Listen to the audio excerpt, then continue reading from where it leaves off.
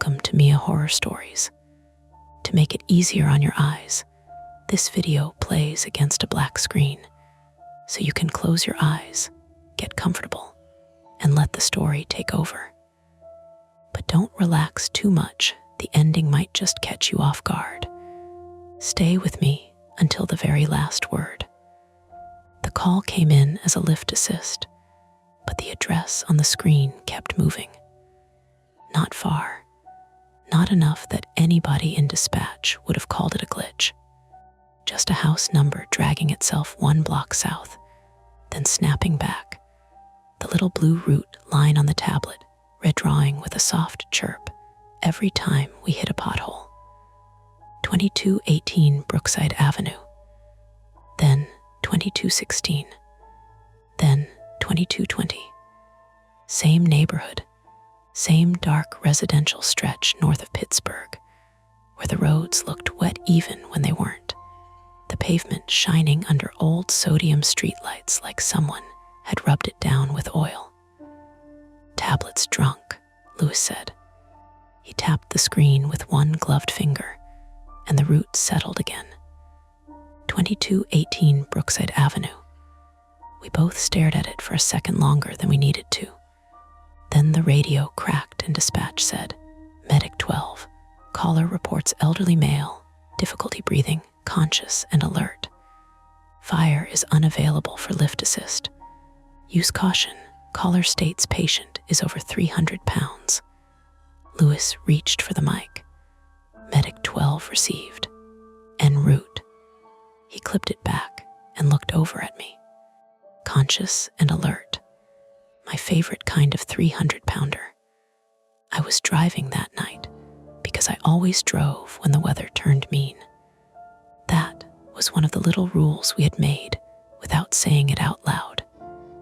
Lewis was better with people, better at walking into a living room full of panic and making everyone lower their voices just by lowering his.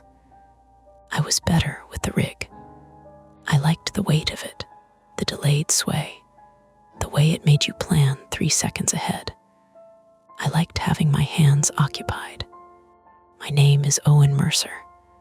I was 34 then, male, and I had been driving ambulances for Allegheny County EMS for 9 years, long enough to stop thinking sirens sounded urgent and start hearing them as a kind of weather.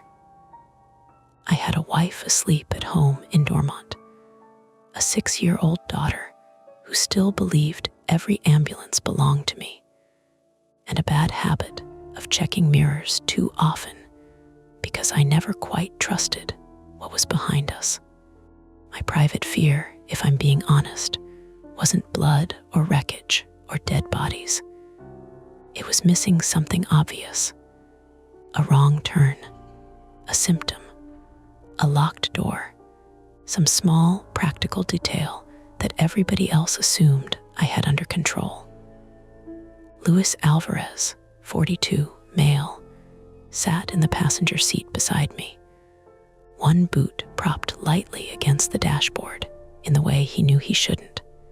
He had 15 years on the job, a shaved head, a salt and pepper goatee, and an old paramedic's ability to eat gas station chili at 2 in the morning without losing faith in humanity.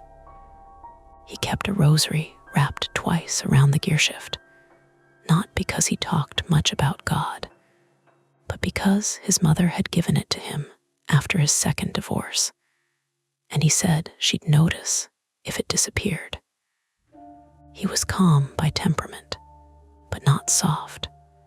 The job had filed him down into someone who looked relaxed until he was suddenly very fast.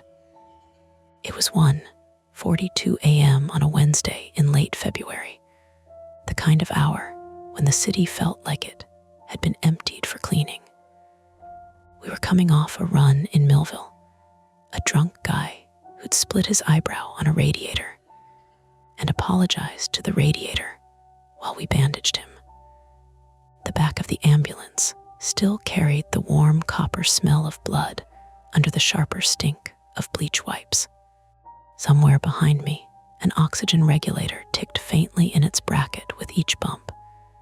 "Difficulty breathing," Lewis said, reading from the dispatch notes. "Caller is daughter. Says patient is refusing transport." Of course he is. Name is Howard Vance. 68. History of COPD, CHF, diabetes. That's the sampler platter. The windshield wipers dragged slush into gray arcs. They squeaked every third pass. Not loud, just enough to get under the skin. Brookside sat on the edge of Ross Township, one of those post-war streets where every house seemed to have a narrow driveway, a front porch, and a basement that probably flooded every spring. The map took us down Babcock Boulevard, past a closed diner with red vinyl booths glowing under fluorescent lights, then into quieter streets that rose and dipped between bare trees. The houses got smaller. The snowbanks got dirtier. A plastic Santa lay face down beside someone's garbage, 'cause even though Christmas had been over for 2 months. The tablet chirped again. Lewis looked down. Now it says we passed it. I checked the mirrors and slowed. We haven't. Maybe the caller gave the wrong address. Maybe. The houses on the right went 2208, 2210, 2212. Black numbers nailed to porch posts. A blue recycling bin tipped on its side. Porch light buzzing with trapped moths that shouldn't have been alive in February. 2216 had no lights on. 2218 had every light on. "Found our winner," Lewis said. There were 2 cars in the driveway, both boxed in by snow that had been shoveled badly and then refrozen. A dark green Subaru with a County Park sticker on the rear window, and behind it, closer to the garage, an old Buick with a handicapped placard swinging from the mirror. The front walk had been salted in a crooked white line. The porch bulb flickered once, went steady, then flickered again as I eased the ambulance to the curb. No one came outside. That was the first thing that bothered me in a way I could explain. On breathing calls, especially ones involving parents, someone usually stood in the doorway waving like we might miss the big white ambulance with red lights spinning against every window on the block. They ran barefoot through snow. They yelled before you were out of the cab. They met you with pill bottles, oxygen tubing, a story already spilling out in pieces. Here, the house just waited. I killed the siren and left the emergency lights going. Red washed over the siding, over the blank windows, over the snow piled beside the porch steps. It made the house look like it was breathing in flashes. "Maybe she's with him," Lewis said, but his voice had gone professional. We got out. The cold took the warmth from my face before my boots hit the street. It smelled like wet leaves, diesel exhaust, and somebody's wood stove burning too hot. Down the block, a dog barked twice and stopped. The ambulance engine idled behind us with its heavy, steady clatter. I opened the side compartment and pulled the jump bag. Lewis took the monitor and oxygen. We moved the way we always moved, each of us leaving space for the other without needing to talk. Up the walk.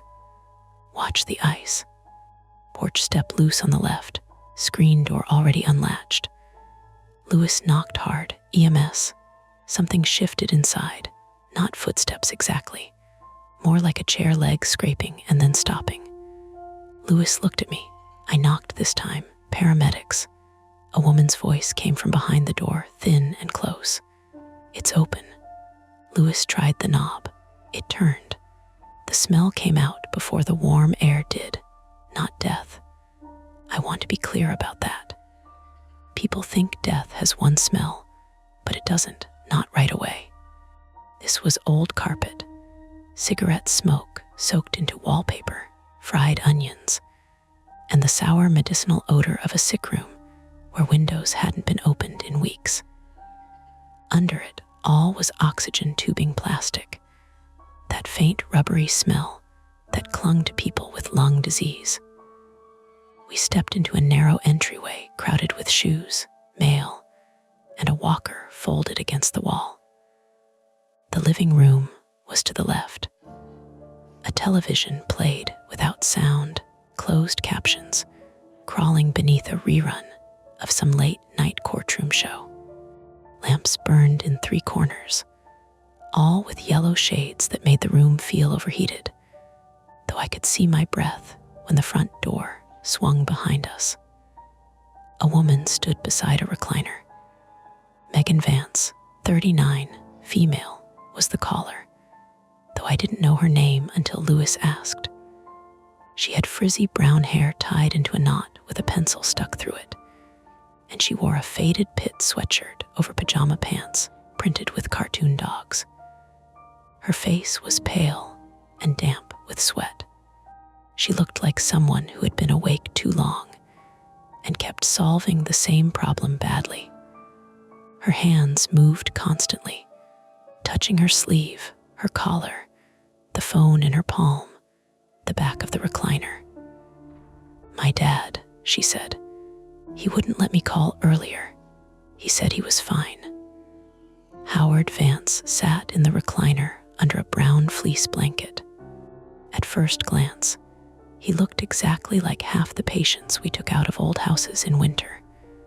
Big man, gray stubble, swollen ankles propped on a cushion, nasal cannula crooked under his nose, t-shirt stretched over a belly that rose and fell too fast. His skin had a waxy, bluish cast beneath the lamp. His mouth hung open, and each breath came with a wet rattle that seemed to catch halfway out. Lewis set the monitor down beside him. "Mr. Vance." "Howard, I'm Lewis. This is Owen. We're with EMS." Howard didn't answer. Megan leaned over him too quickly. "Dad, they're here." His eyes opened. That part still bothers me.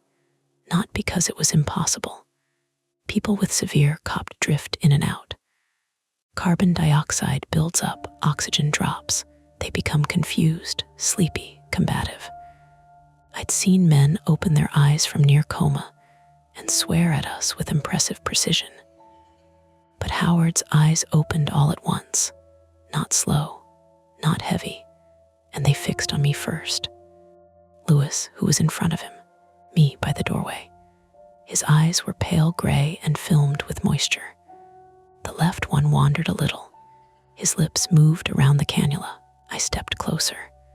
"Sir, can you tell us what's going on tonight?" His mouth worked. No sound. Lewis crouched beside him and touched 2 fingers to his wrist. "Megan, how long has he been breathing like this?" "All day. Worse after dinner.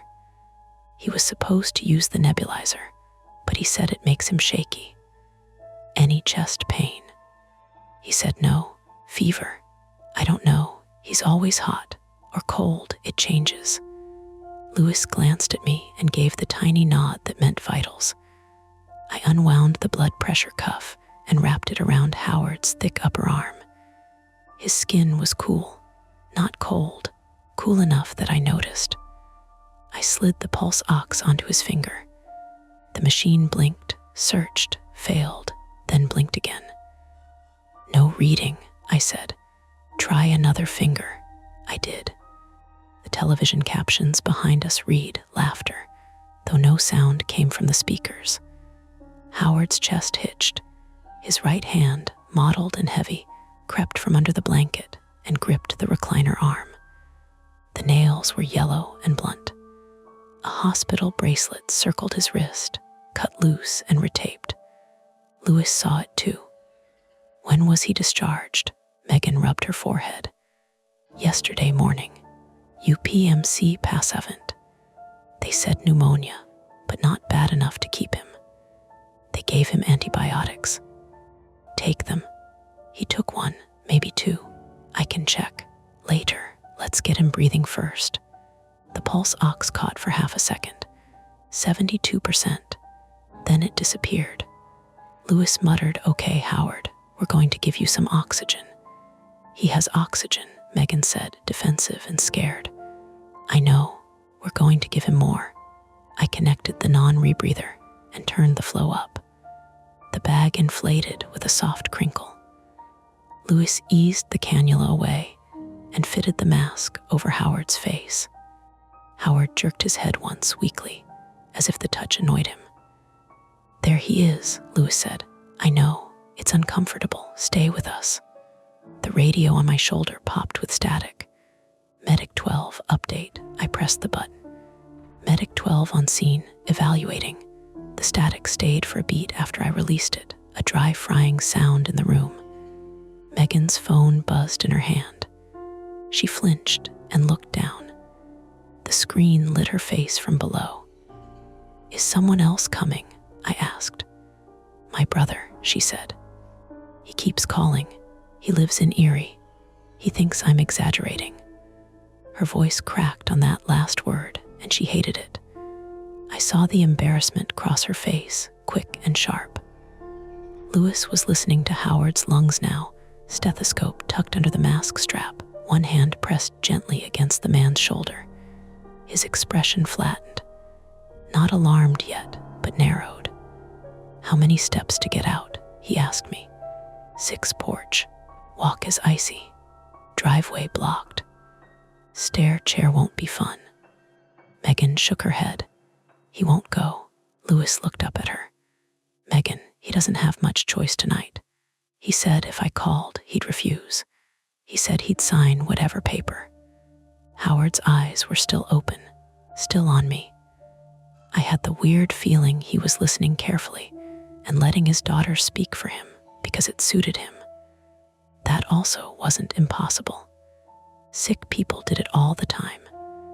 They saved energy by letting family panic in full sentences. Lewis leaned closer. "Howard, do you understand what's happening? Your oxygen is low. We need to take you to the hospital." Howard's lips moved under the mask. Lewis lifted one side slightly. "Say again." A wet sound came from Howard's throat. His tongue shifted. He pulled an air that rattled like water in a straw. "Not," he whispered. Lewis waited. "Not me." Megan covered her mouth. "Dad." Lewis looked at me. I looked at the monitor, though we hadn't connected him yet. Anything to avoid staring at Howard's eyes. "Confusion can happen when oxygen drops," Lewis said, mostly for Megan. "Owen, let's get a pressure manually." I put the cuff back on and placed the stethoscope at the crook of Howard's arm.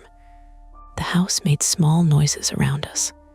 Furnace ticking, pipes knocking behind the wall, the television captions rolling through a silent argument, Megan breathing too fast through her nose. I pumped the cuff. The needle climbed. I let the valve open slowly. I heard nothing. I adjusted the bell and tried again. Nothing. Not faint, not distant. Nothing but the soft rub of my own glove against the tubing, and underneath that, the wet drag of Howard's breathing. "Can't get it," I said. Lewis reached for the carotid, fingers pressing beside the big tendon in Howard's neck. His eyes stayed on Howard's face. Then he frowned. "Howard," Lewis said sharply. "Look at me." Howard looked at me instead. The tablet chirped from Lewis's kit on the floor. Route updated. That stupid little sound snapped every head in the room except Howard's. Megan whispered, "What was that?" "Tablet," I said. "It does that." Lewis picked it up, intending to silence it. His thumb froze over the screen. I saw the reflection in his glasses before I saw the tablet itself. The call details had updated. Same address, same caller, same chief complaint. One line had changed. Patient status, deceased. Lewis stared at it. "That from dispatch?" I asked. "No." Megan looked between us. "What? What is it?" Before either of us could answer, the radio on my shoulder hissed. Medic 12, dispatch said, voice level and bored in that faraway room full of screens and coffee. Confirm you are on scene at 2218 Brookside for lift assist. Caller now advising patient is deceased. Megan went still. Her phone buzzed again in her hand. She looked down. The screen showed an active call. Her own number was calling 911. I'm not calling, she said. Nobody spoke for a second. Then Howard moved. Not much. Just his hand tightening on the recliner arm, the tendons rising under thin skin, the old hospital bracelet sliding down toward his knuckles. Louis stood slowly. He didn't step back, but his weight changed, ready now. Megan, he said quiet, did you call us from this phone? Yes. Has anyone else been in the house tonight? No. Is there another phone here? My dad's landline. In the kitchen. Behind us, somewhere deeper in the house, a phone began to ring. One ring. A pause. Another. Old-fashioned, metallic. Too loud for the small rooms. Megan stared toward the kitchen like the sound had reached into her by the throat. Howard's eyes finally left me and rolled toward the hallway. Louis handed me the tablet. Owen. The choice was simple on paper. We could ignore the ringing phone, package Howard, get him out, and let the hospital untangle the impossible note in the call log. Or one of us could step into the kitchen, confirm who was calling, and maybe find out whether there was a second person in the house, a confused neighbor on a shared line, a prank, a carbon monoxide problem, anything that turned this back into a call with edges. The phone rang again. Howard whispered through the mask, so low I almost missed it. Do answer. Louis looked at me. Megan looked at both of us. And for one long second, with the ambulance lights pulsing red through the front windows and the oxygen bag crinkling against Howard Vance's face, none of us moved. Then the ringing stopped. The phone stopped ringing, and the house seemed to lean in around the space it left. Not quiet. Houses are never quiet if you listen wrong. The furnace clicked and blew dusty heat through a floor vent by Howard's recliner. Water knocked in a pipe somewhere behind the kitchen wall. Side, the ambulance idled with that heavy diesel growl I had heard so many nights it had become part of my own breathing. Louis kept his eyes on Howard.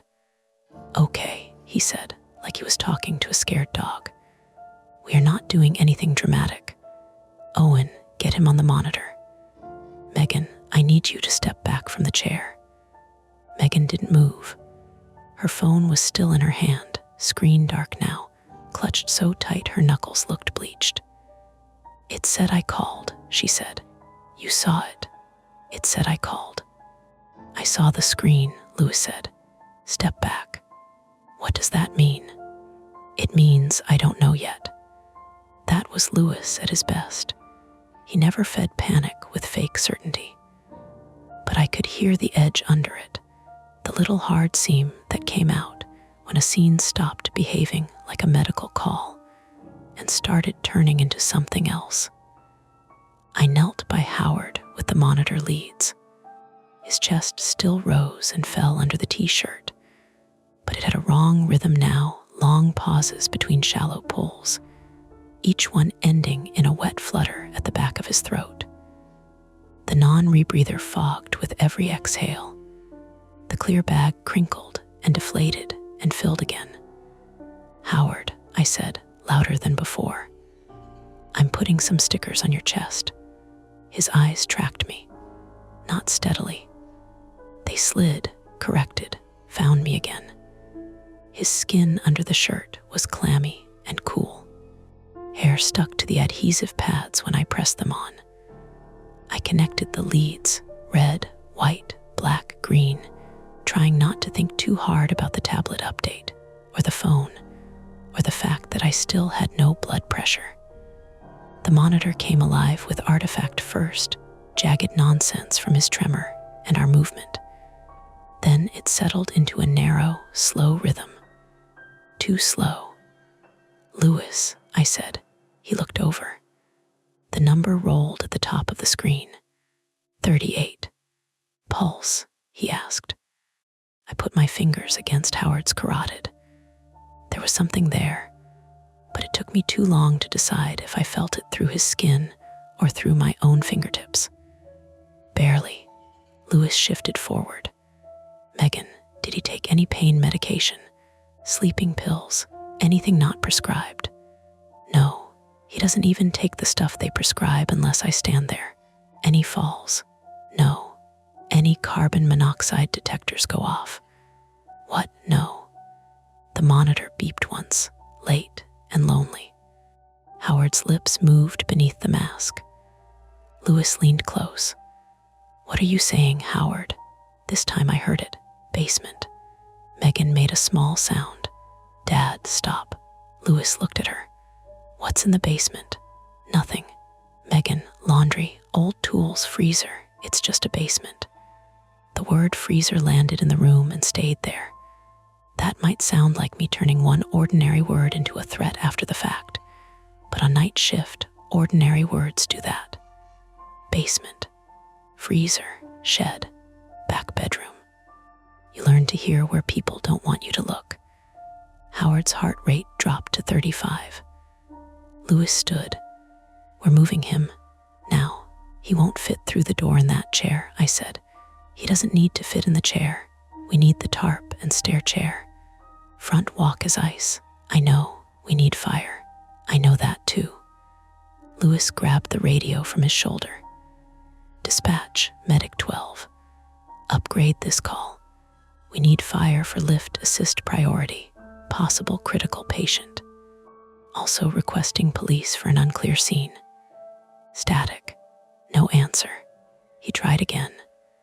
"Dispatch, Medic 12. More static. Then a broken slice of someone else's transmission, faint and clipped. "Copy engine," Lewis swore under his breath. I checked my own radio. The little green light glowed, but the signal bar blinked like it couldn't make up its mind. Ross Township had dead spots, especially in dips between hills, but we weren't in the middle of the mountains. We were 8 miles from downtown Pittsburgh, in a living room with cable TV and a pit sweatshirt, and a man trying not to die in a recliner. "I'll step outside and transmit," I said. Lewis nodded. Fast. Megan grabbed my sleeve before I could turn. "You're not leaving, are you? Just the porch. Please don't." Her grip surprised me. Not strong, but desperate. Her nails dug into the fabric near my wrist. I looked at her face, and for the first time, I saw something besides panic there. Shame, maybe, or dread that had been sitting in her before we arrived. "Megan," I said, "is there someone else in this house?" She looked toward the hallway. Not long, not dramatically, just a flick. "No," she said. Lewis saw it. I saw him see it. Howard's monitor beeped again. 32. Time started doing that thing it does on bad calls, stretching and snapping back. Every second counted, but each one came packed with too many choices. Oxygen, pulse, radio, doorway, scene safety. Daughter lying or scared or both. Patient saying basement. Landline ringing after a phantom 911 call. My own flaw tightening behind my ribs. The fear of missing the small thing, the obvious thing, the one detail that would be embarrassing later if nobody died, and unforgivable if someone did. I stepped onto the porch. The cold hit hard after the sickroom heat. The ambulance strobes painted the snowbanks red, then black, then red again. Across the street, one curtain shifted and fell back into place. The neighborhood was awake in the way neighborhoods get awake when there is an ambulance outside, but no one wants to admit they are watching. I keyed the mic. Dispatch, Medic 12. Do you copy? Static. I moved down one step. My boot slid half an inch on ice, and I caught the railing. Dispatch, Medic 12. Urgent traffic. This time, a voice came through, broken but readable. Medic 12, go ahead. We have a critical patient, bradycardic respiratory distress, difficult extrication. Request fire priority for lift assist and police for scene check. Possible second caller or phone issue. A pause. Medic 12, fire unavailable. Nearest engine tied up on a structure fire in Shaler. Police en route, unknown ETA. Of course. What's ETA on fire? Stand by. The radio hissed. Inside the house, Megan shouted. I turned so fast my shoulder hit the porch post. Through the open doorway, I saw Louis bent over Howard, one hand bracing the mask, the other reaching for the monitor. Megan was backing away from the hallway, both hands up near her chest. What happened? I said, coming in. Door, she whispered. What door? The basement door. At the end of the short hallway beyond the living room, a white painted door stood open 6 inches. It had been closed when we came in. I was sure of that because I had looked down the hall while taking in the scene. Bathroom on the right. Kitchen beyond. Basement door straight ahead with a hook, and eye latch mounted high, old brass dulled with age. Now the hook hung loose. Houses shift. Old latches fail. Heat kicks on and pressure changes. A door can open by itself without anything mystical attached to it. Still, none of us moved toward it. Louis said, Owen, patient first. Right, patient first. Howard's rate was 30. Pulse is getting weaker, Louis said. We move now or we work him here. We can't carry him with 2. Then we drag. Megan turned on him. Drag him. Louis didn't flinch. Yes, if that's what keeps him alive. He has a bad hip. He has a worse heart. That shut her up. We had a Reeve stretcher in the rig, basically a flexible canvas carrier with handles, useful for tight spaces and heavy patients when pride had to be left at the door. I ran back out for it, grabbed extra straps, and nearly ate concrete on the walk because the salt had given up against the refreeze. My knee hit the side compartment. Pain flashed up my thigh, hot and immediate. I hissed through my teeth. No time. When I returned, Louis had moved the coffee table aside with his boot, scattering magazines, a remote, a plastic pill organizer, and a half-empty mug with a skin of old tea on top. The room smelled sharper now. Sweat and oxygen and the scorched dust odor of the furnace running too long. Megan, Louis said, we need space. Take those blankets off his legs. She hesitated. Megan. She pulled the fleece away. Howard's legs were swollen, skin stretched shiny over fluid, socks cutting grooves above his ankles. A hospital discharge folder slid out from between the cushion and chair, papers fanning across the carpet. One page showed bold black letters. DNR discussed, patient declined. Louis saw it, but he didn't pause. No DNR, he said. No, Megan said. He said he didn't want one. Then we treat. Howard's eyes had rolled half-lidded. His hand still gripped the chair arm. When I tried to loosen his fingers, he clamped harder with surprising strength. Howard, I said, we're going to move you. His mouth moved. Basement, he whispered again. Megan snapped. There's nothing in the basement. The words came too fast, too loud. Louis looked at her. Nobody asked that. Her face crumpled for half a second, then hardened. He gets confused. When his CO2 is high, he says weird things. Last month, he thought my mother was still alive. Okay, Louis said. Then help us. We reclined the chair as far as it would go, wedged the Reeves under him inch by inch, rolling his weight carefully to one side and then the other. Howard groaned when we moved him. That was good. Groaning meant air. It meant some part of him was still fighting with us instead of leaving. The monitor alarm started, a thin, repetitive chirp. Heart rate 28. Lewis's comm cracked just enough to show me the urgency underneath. Owen, we're going to pace if he tanks. In the house, if he loses pressure, yes. We still don't have a pressure. Exactly. The front door banged once in the wind, and all three of us jumped. Not Howard. He only stared at the hallway. Megan started crying quietly while we strapped him. Not dramatic crying, the kind that leaks out while someone is trying to stay useful. She kept wiping her nose on her sleeve and apologizing without saying what for. I should have called earlier, she said. I knew he wasn't right. Lewis tightened a strap across Howard's chest. You called now. He told me not to. Sick people say that. No, he said if I called, they'd know. Lewis's hand stopped. I looked up from Howard's legs. Megan seemed to realize what she'd said. She shook her head hard. He was confused. Who would know? I asked. Hospital, insurance. I don't know. He gets paranoid.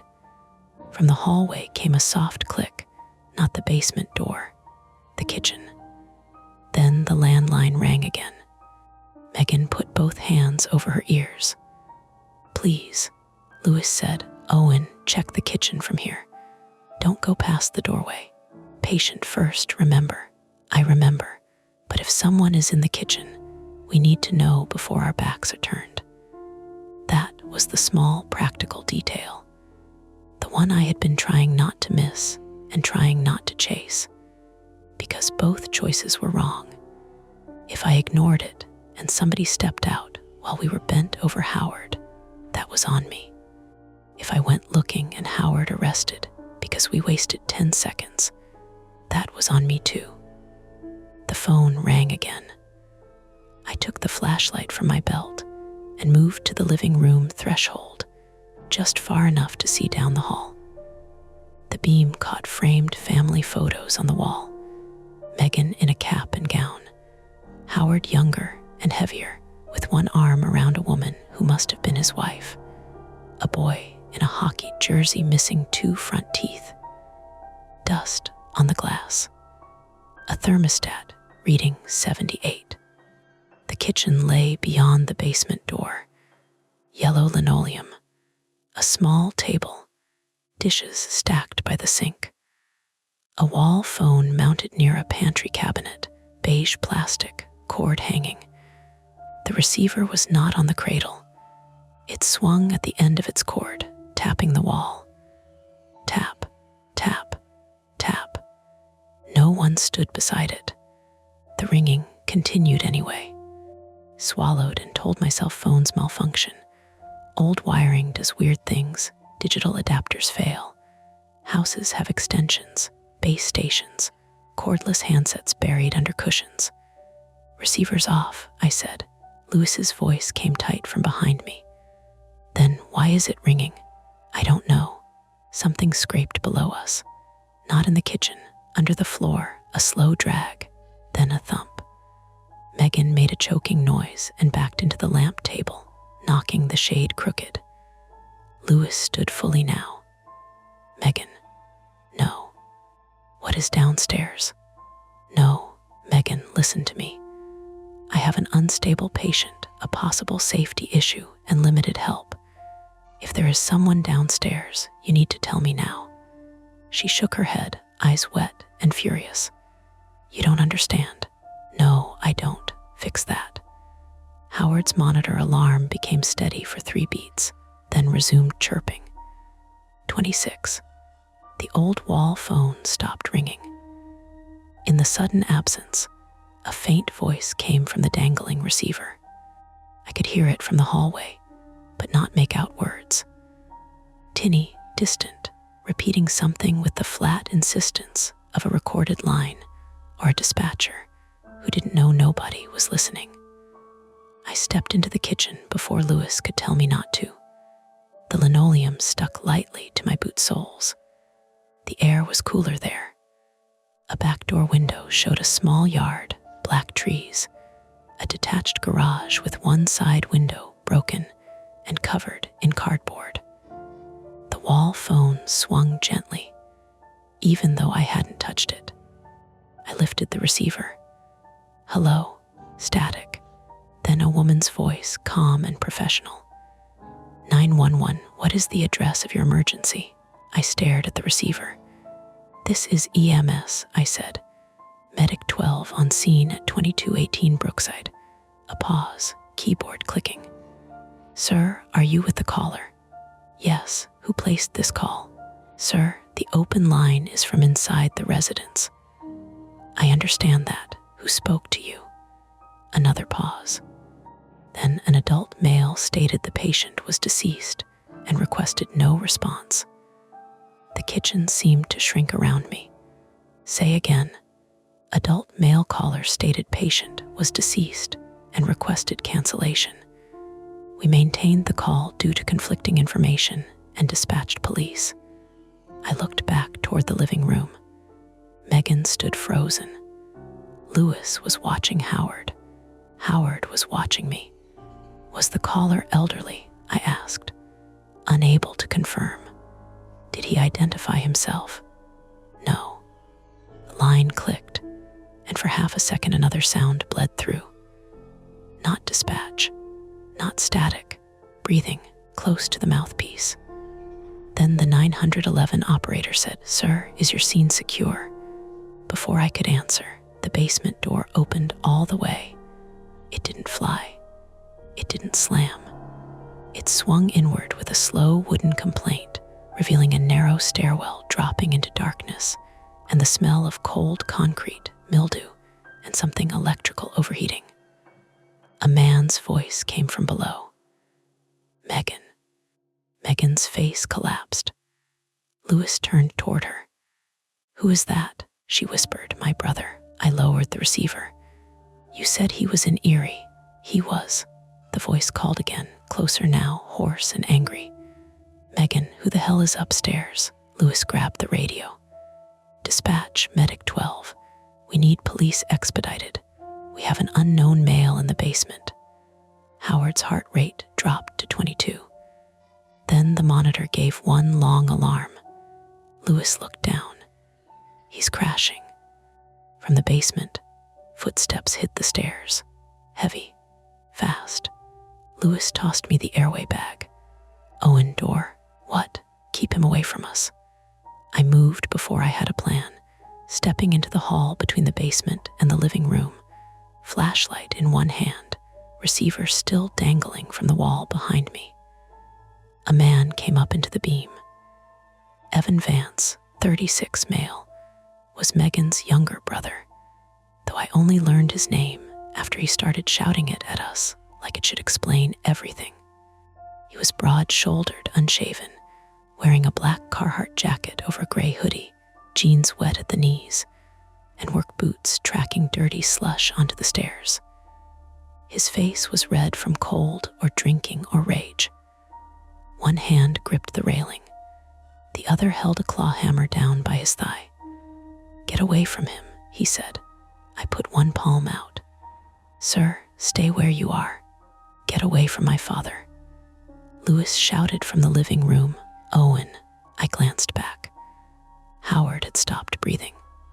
The monitor line still moved, slow electrical spikes crawling across the screen, but his chest had gone still under the straps. Megan screamed his name. Evan surged up one more step.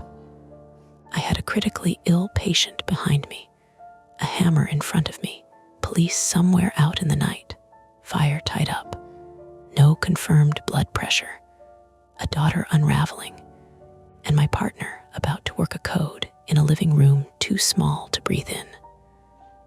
My private fear had found its shape.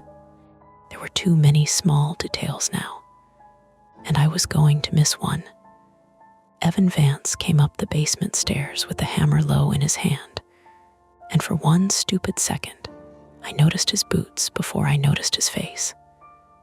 They were caked in snowmelt and mud, the kind that looked black under a flashlight beam, with bits of dead grass stuck along the treads.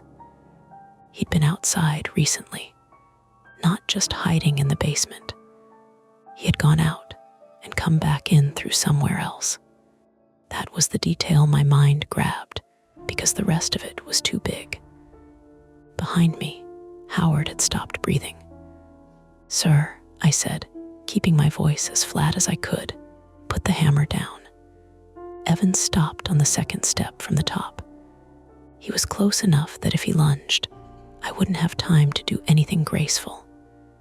I had my flashlight in my right hand and the wall phone receiver hanging from my left like a useless piece of evidence. The basement stairs dropped behind him into a dark rectangle.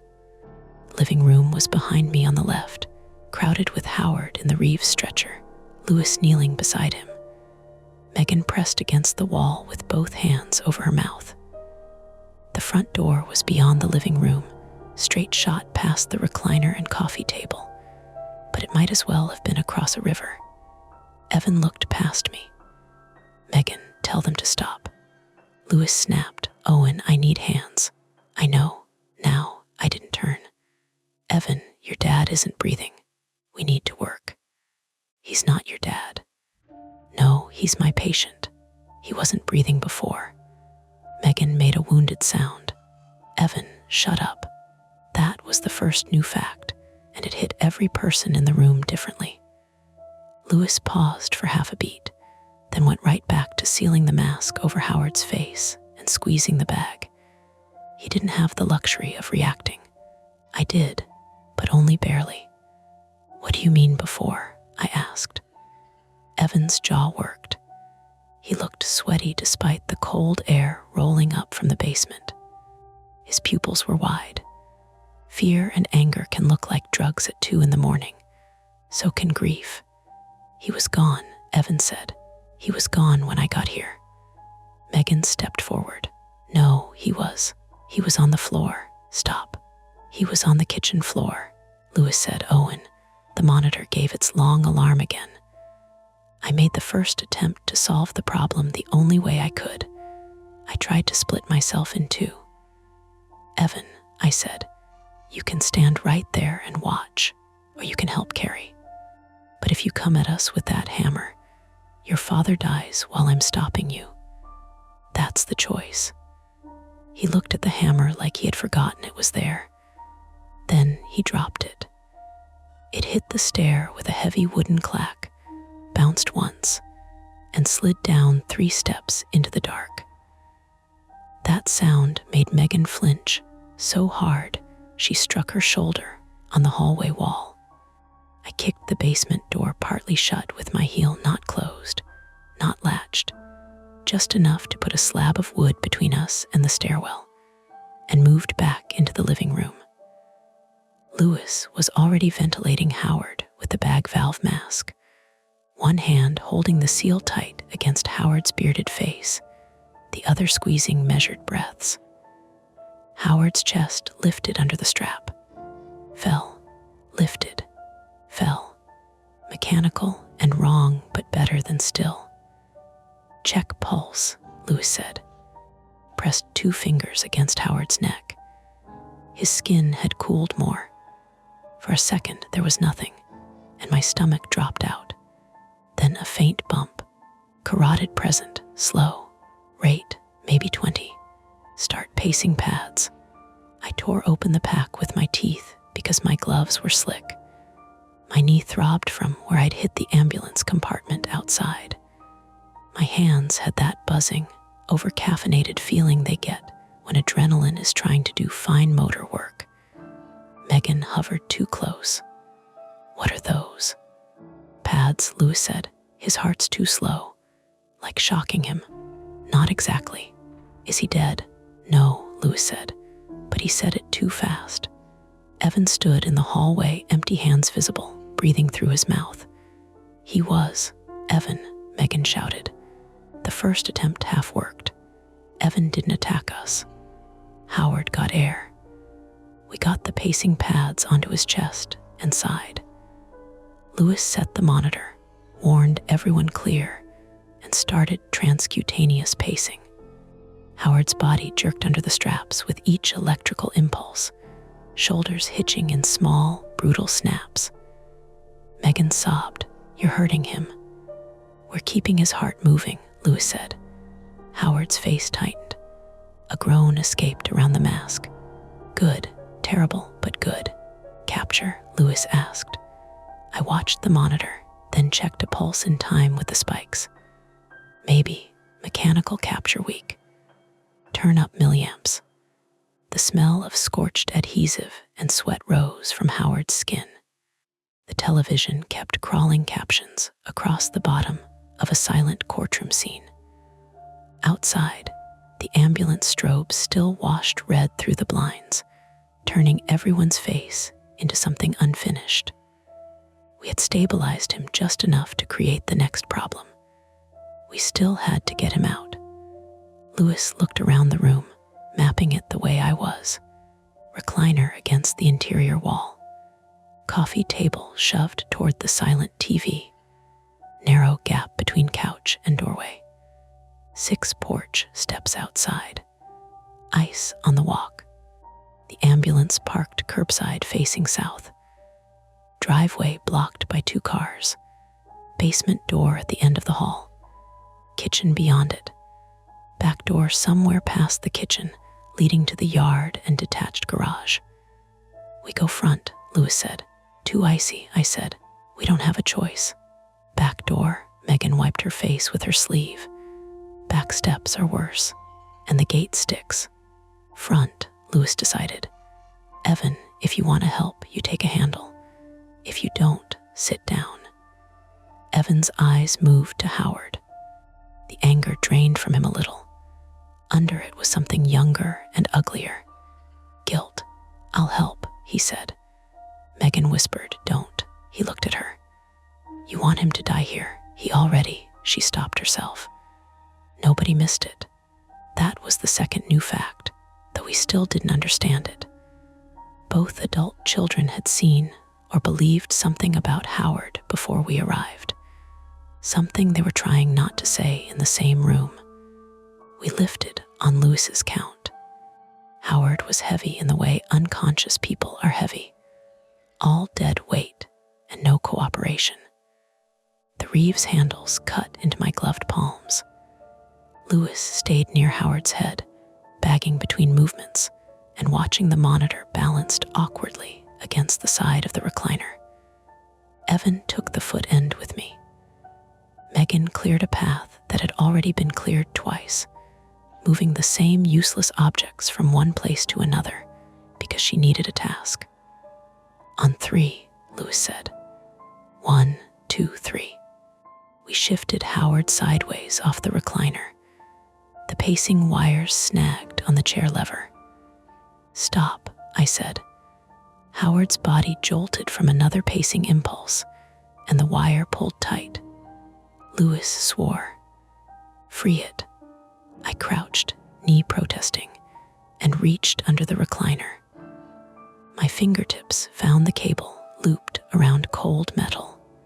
For 1 second, my face was inches from the carpet, and I could see under the couch. Dust, a dog toy, 2 orange pill bottles, and a cordless phone lying on its side with the back cover missing. Its screen glowed faintly. Call active. My breath caught. Then the base station chirped from somewhere nearby, and the cordless handset played a thin recorded voice. If you would like to make a call, please hang up and try again. Misdirection.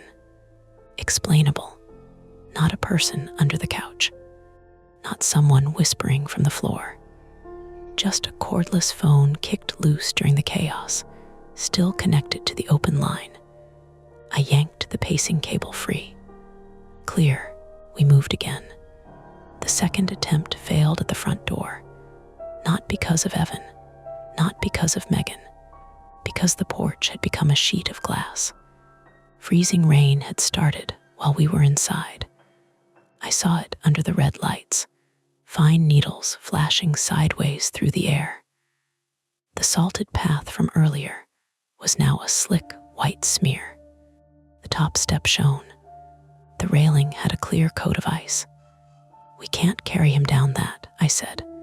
Louis looked past me and knew I was right. The ambulance was 25 feet away, rear doors facing us at an angle. 25 feet is nothing until you are holding a crashing patient on a flexible stretcher with 3 people, one of whom is panicking, and one of whom may have made a false death report to 911. "We wait for police," Megan said. Louis shook his head. "Doesn't have that kind of time." The monitor chirped, then squealed as one of the pads loosened. "Back inside," Louis said. We reversed awkwardly, almost dropped the foot end when Evan slipped on the threshold, and got Howard back onto the living room floor instead of the recliner. That felt like failure because it was. The room that had been cramped before now felt sealed. The front exit was dangerous. Fire was unavailable. Police not there. Patient barely alive. Family lying. Basement unknown. Louis sat back on his heels for 1 second, breathing hard through his nose. I'd seen him tired before. I'd seen him angry. I had rarely seen him uncertain. "Okay," he said. "New plan. We work him here until help arrives or weather gives us a break." "What about the back?" I asked. Megan said no too quickly. Louis turned his head. "Why no? The stairs are steep. Steeper than 6 icy porch steps. The gate sticks. Then we unstick it." Evan looked toward the kitchen. "Back's not good." Louis's voice sharpened. "Why?" Evan said nothing. Howard groaned under the pacing. His eyes opened, unfocused, then rolled toward the hallway again. "Basement," he breathed. "Dad," Megan said, kneeling beside him. "Please don't." Howard's lips peeled back from his teeth. It might have been pain. It might have been effort. Not Howard. The room stilled. Louis and I looked at each other. High CO2, hypoxia, recent pneumonia, bradycardia, possible sepsis, confusion. All realistic. All possible. A sick man could say anything. But Evan stepped back like Howard had reached for him. Megan began shaking her head before anyone asked. "No," she said. "No, he's confused." Louis pressed 2 fingers to Howard's neck again. Pulse stronger with pacing. Owen, pressure. This time I got 1. 78 over palp. Bad, but there. My shirt was sticking to my back under my uniform. My knee had stiffened. My hands hurt from lifting. The room smelled like wet boots now, and old carpet, and the sharp chemical scent of opened electrode gel. Outside, somewhere down the block, a siren wailed. Everyone heard it. Megan closed her eyes. Thank God. But the sound didn't come closer. It passed north, fading behind the houses. Not for us. That did something to the room. Took a little piece of hope out of each person and left less patience behind. Evan said, "You need to leave." Louis didn't look up. "No." I said, "Leave him." And I said, "No. You don't know what he did." Megan snapped, "Evan, don't." That was not something a daughter says about a confused old man who just needs a hospital. That was something from years ago, maybe decades. It came out with too much history attached. Louis stood. "Owen, kitchen. We're checking the back exit." Megan grabbed his arm. "Please don't go back there." Louis looked down at her hand until she let go. "Your father needs a hospital. If the front is unsafe and the back is an option, we check the back." I took the flashlight again. This was our 3rd attempt, though I didn't think of it that way then. Find another route. Break the geography open. Living room to hallway, hallway past basement door, kitchen, back door, yard, gate, maybe alley or driveway access. If we could get Howard out through the back, we could bring the stretcher around or reposition the ambulance. Evan moved to block the hallway. Not aggressively at first, just stepped into it. Move, I said. No, Lewis said. Evan, you can't go back there. Why? Evan's face twisted. He looked at Megan. Tell them. She was crying again. I can't. Tell them or I will. Howard's monitor alarmed as the pacing lost capture again. Lewis dropped back to adjust the pads. Owen, handle him. So I did something I hated as soon as I did it. I shoved Evan, not hard enough to hurt him, hard enough to move him back a step. He was bigger than me, but off balance, and his wet boots slid on the hardwood. He caught himself against the wall, knocking one of the framed photos crooked. His eyes changed. For half a second, I thought he was going to swing at me barehanded. Instead, he laughed once, bitter and breathless. You think I'm the problem. I think you're in the way. No, he said. The problem is downstairs. Megan whispered, don't. Lewis looked up from Howard. What is downstairs? Evan's mouth opened, and the back of the house went dark. Not the whole house at first. Just the kitchen light snapped off, then the hallway light, then the living room lamps flickered and died one by one. The television became a black mirror. The furnace stopped mid-blow. The only light left came from our monitor screen, my flashlight, and the red ambulance strobes pulsing through the front windows. The sudden loss of furnace noise made the house feel hollow. Megan screamed. A crash came from the kitchen. I swung the flashlight down the hall. A figure stood there. Tall, white-faced, shoulders hunched. For one raw second, it looked like a man in the kitchen doorway. Then the beam steadied. It was a hanging ironing board cabinet that had fallen open when the power cut, spilling a white towel and a mop handle into the doorway. The face was a pale dish towel hooked over the top. The crash had been the cabinet door striking the wall. Explainable.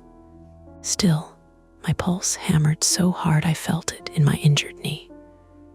Power line, Lewis said. Outside, the ambulance strobes kept going, so not the block. Just the house. Evan said, breaker. Where? Lewis asked. No one answered. I knew before they said it. The breaker box was in the basement. Howard's monitor beeped on battery power. The pacing continued, but the screen showed battery time ticking down. The oxygen tank had plenty left, but the suction, extra lighting, communications, everything got harder in a dark house with an unstable patient and a family secret under the floor. Skeeta's radio. Dispatch Medic 12. House power is out, patient critical. Need police expedited, static. He moved toward the front window, trying for signal.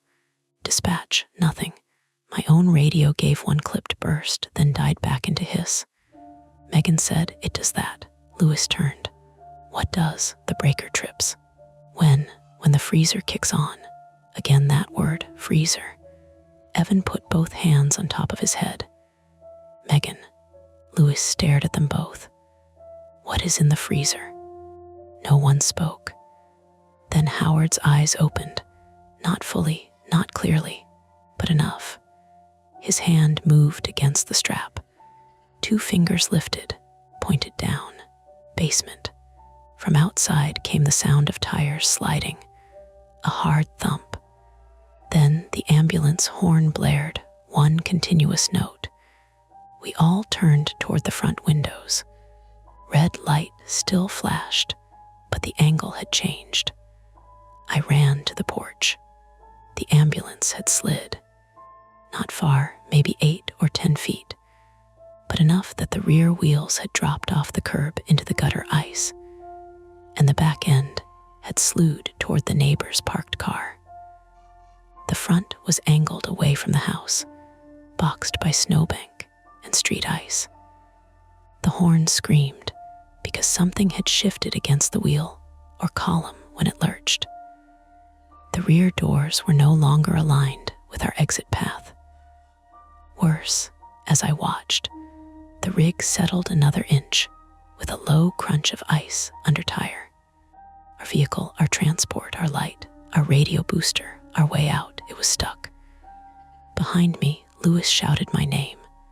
I turned back. Inside, the monitor alarm had changed again, sharper and faster. Howard's paced rhythm was failing.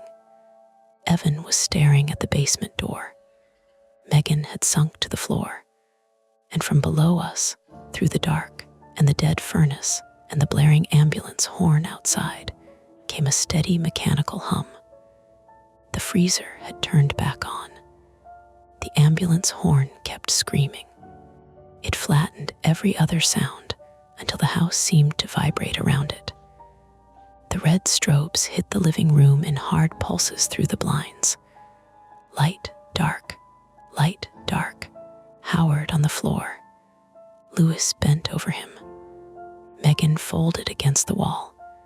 Evan standing at the basement door like a man deciding whether to jump into deep water. Then the monitor shrieked. Not a chirp, not a warning. A full, steady alarm. Lewis looked down. Lost capture. I was still half in the doorway, cold air at my back.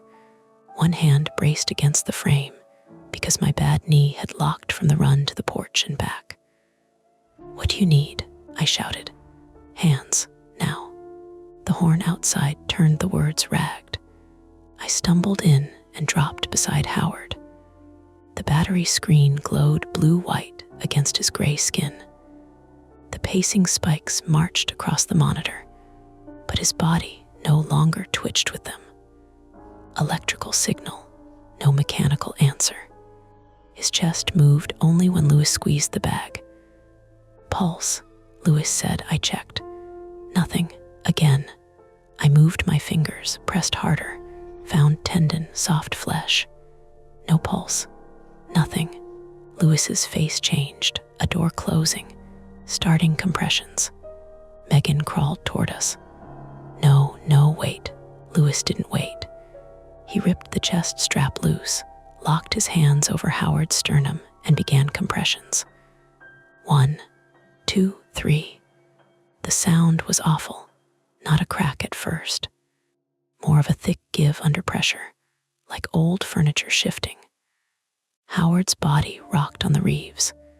The electrode pads tugged at his skin. The non-rebreather mask slid sideways, and I swapped it for the bag valve mask, sealing it hard with both hands. "Every 30, Lewis said. "I know. I'm saying it for me." He counted under his breath. Sweat stood out on his shaved head. His shoulders moved with each compression, steady and deep, the way they teach you. The way the job teaches you again after your first dead patient makes the classroom version look clean and polite. Evan shouted over the horn, "Stop." Lewis didn't look at him.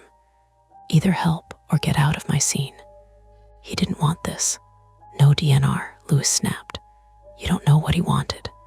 I know what I'm legally required to do." Megan made a thin, choking noise. "Evan, please." That plea wasn't for Howard. It was for whatever Evan was about to say. He said it anyway.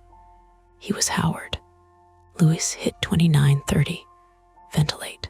I squeezed the bag once. Howard's chest rose, fell. "What?" I said. Evan jabbed a finger at the floor. "Howard's downstairs." For one beat, the horn outside, the monitor alarm, the red light, all of it seemed to pull away. Then Lewis started compressions again. "Not now," he said. "Yes, now," Evan shouted.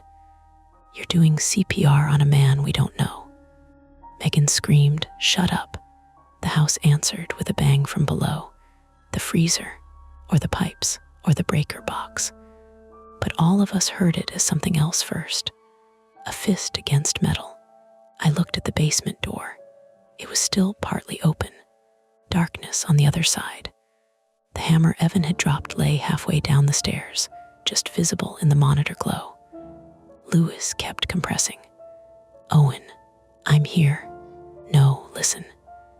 If there's another person in this house, dead or alive, police need to know. But this patient comes first until I call it or transfer care." He's saying this isn't his father. I heard him. You believe that? Lewis's jaw tightened. I believe I have one pulseless patient in front of me and no help. That was true. That was the trap. There are moments in EMS where the right thing is not a line but a knot. You pull one strand and tighten another. Scene safety, patient care, law, family, weather, the rig stuck outside, the radio useless in the house, fire unavailable, police not here, Howard or whoever he was dead under our hands unless we kept going. Megan grabbed my sleeve again. "Please don't go down there," I looked at her. "Tell me," I said, "right now, tell me what is downstairs." She pressed her lips together until they went white. Lewis reached 30. "Ventilate." I gave the breath. Evan said, "There's a freezer." "No kidding," I said. "In the freezer," he said, voice cracking. "There's a body." Megan folded forward like he had punched her. Lewis missed one compression. Just one. Then he resumed. "Whose body?" I asked, though I already knew what answer he wanted to give. Evan stared at the man on the floor. "My father's." The ambulance horn finally stopped. The sudden quiet was worse. Outside, the engine still idled, rough and distant. Freezing rain ticked against the front windows. The monitor alarm seemed huge now. Lewis counted. 26, 27, 28. I gave another breath when he reached 30. Megan whispered, "We didn't kill him." Nobody asked her. She said it again, louder. "We didn't." Evan leaned against the hallway wall, both palms pressed to the paint. I came from Erie because she called me crying. She said Dad was dead on the kitchen floor. I told her to call 911. She said she couldn't. I drove down. He was cold. He was stiff. "Then who is this?" I asked. "I don't know." Megan lifted her face. "He was at the hospital." Lewis stopped compressions long enough to check rhythm. The monitor showed a thin, useless line of electrical activity. "P," he said. "Continue." I took compressions because Lewis's arms were starting to shake. The first push under my hands broke something. A rib, maybe two. Megan made a sound I will hear until I die. I kept going. 1, 2, 3. My injured knee screamed every time I leaned forward. Sweat ran down my sides. My palms slipped on Howard's shirt until Lewis cut it straight down the middle with trauma shears and tore it open. The man's chest was broad, pale, patched with adhesive residue from recent hospital monitoring. On the left side, just below the collarbone, there was a small taped puncture mark. Lewis noticed. Central line, maybe IV site, too high. He wiped at the skin. The tape came loose. Beneath it was a small, round wound, red at the edges, not bleeding much. Evan stared. "What is that?" Lewis didn't answer. The patient had a hospital bracelet, cut and retaped. A discharge folder with Howard's name, COPT history, pneumonia, oxygen tubing. Everything had pointed one way because someone had arranged it to point that way, or because we were exhausted and scared and saw what we expected. Lewis stood suddenly. "I need the drug box from the rig." "Alone," I said. "We need epi. We need backup supplies. We keep working him until we can't." The rig stuck. "The box is." He looked at Evan. "You with me?" Evan recoiled. "What? You want to help your father? Help us." Owen stays on compressions. Megan stays where I can see her. Megan looked up sharply. "What does that mean?" "It means nobody else disappears." For once, nobody argued. Louis grabbed his portable radio and flashlight. Evan followed him through the living room, out the front door, and into the freezing rain. I heard them on the porch, then the scrape of boots on ice. I kept compressions. Count. Push, release, count. The man under my hands was still warm but cooling. His skin had the damp rubber feel of a body losing the argument. I leaned over him in the red wash from the windows and tried not to think about who he was. Megan sat on the floor by the wall. "You need to tell me his name," I said. "I don't know his name." "You know something. He looked like him." "No, he didn't. You thought he did because you needed him to." She stared at the dead man's face. Under the oxygen mask and distress, under the poor light, he was close enough. Same age range, same body type, gray stubble, hospital-worn skin. But now that Evan had said it, the differences came forward. The jaw was narrower. The left ear had a torn lobe. Howard's family photo in the hallway had shown a man with a square chin and a mole beside his nose. This man had no mole. Megan whispered, "When I found Dad, I panicked. I called Evan first. He told me to call 911. I was going to. Then there was knocking at the back door. I kept compressing. Who knocked? Him. The word hung there. This man," she nodded. "He was wearing Dad's coat. He had Dad's discharge papers. He knew my name. He said Dad sent him. That doesn't make sense." "I know. Why let him in? He was freezing. He looked sick. He said he couldn't breathe." "And your father?" She shut her eyes. "Evan put him downstairs." I stopped myself from missing a compression. "Why?" "Because the man said people were coming. He said if they found Dad dead, they'd blame us for neglect, for not filling prescriptions, not calling sooner. He knew things about Dad's oxygen, about his insurance, about the hospital. He said he could help us have time. Time for what? To think. There it was. The stupid human center of the whole thing. Not a ritual, not a haunting. Panic, shame. Stranger with just enough information to steer a grieving daughter and furious son into hiding the worst thing in the house. Louis and Evan came back with the drug box and suction unit. Louis's left cheek was scraped raw. "Slipped," he said before I asked. Evan looked worse. Pale, shaking, no hammer now. Louis drew up epi while I kept compressions. "Police?" I asked. "Not here. Radio got out from the cab. They're close, maybe. He pushed the medication, flushed it, took over compressions again. From below came another bang. This time it was followed by a thin, high sound. Megan clapped both hands over her mouth. Evan looked at the basement door. Louis barked, "Do not." But Evan was already moving. I caught him by the jacket. "No, my dad is down there. He's not making that sound," I said. The sound came again. Not a voice, a squeal, then a thumping scramble. Something crashed against the basement stairs. Evan tore free from me and yanked the basement door open.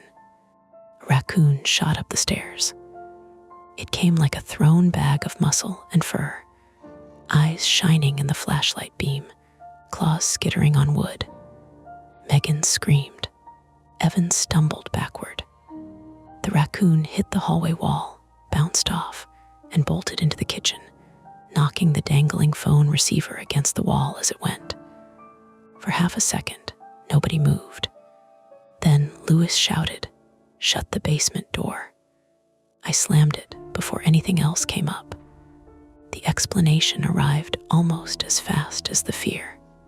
Broken garage window, backyard, old house, basement bulkhead or coal chute or some gap near the foundation. A trapped animal drawn by food, heat, or the smell from the freezer.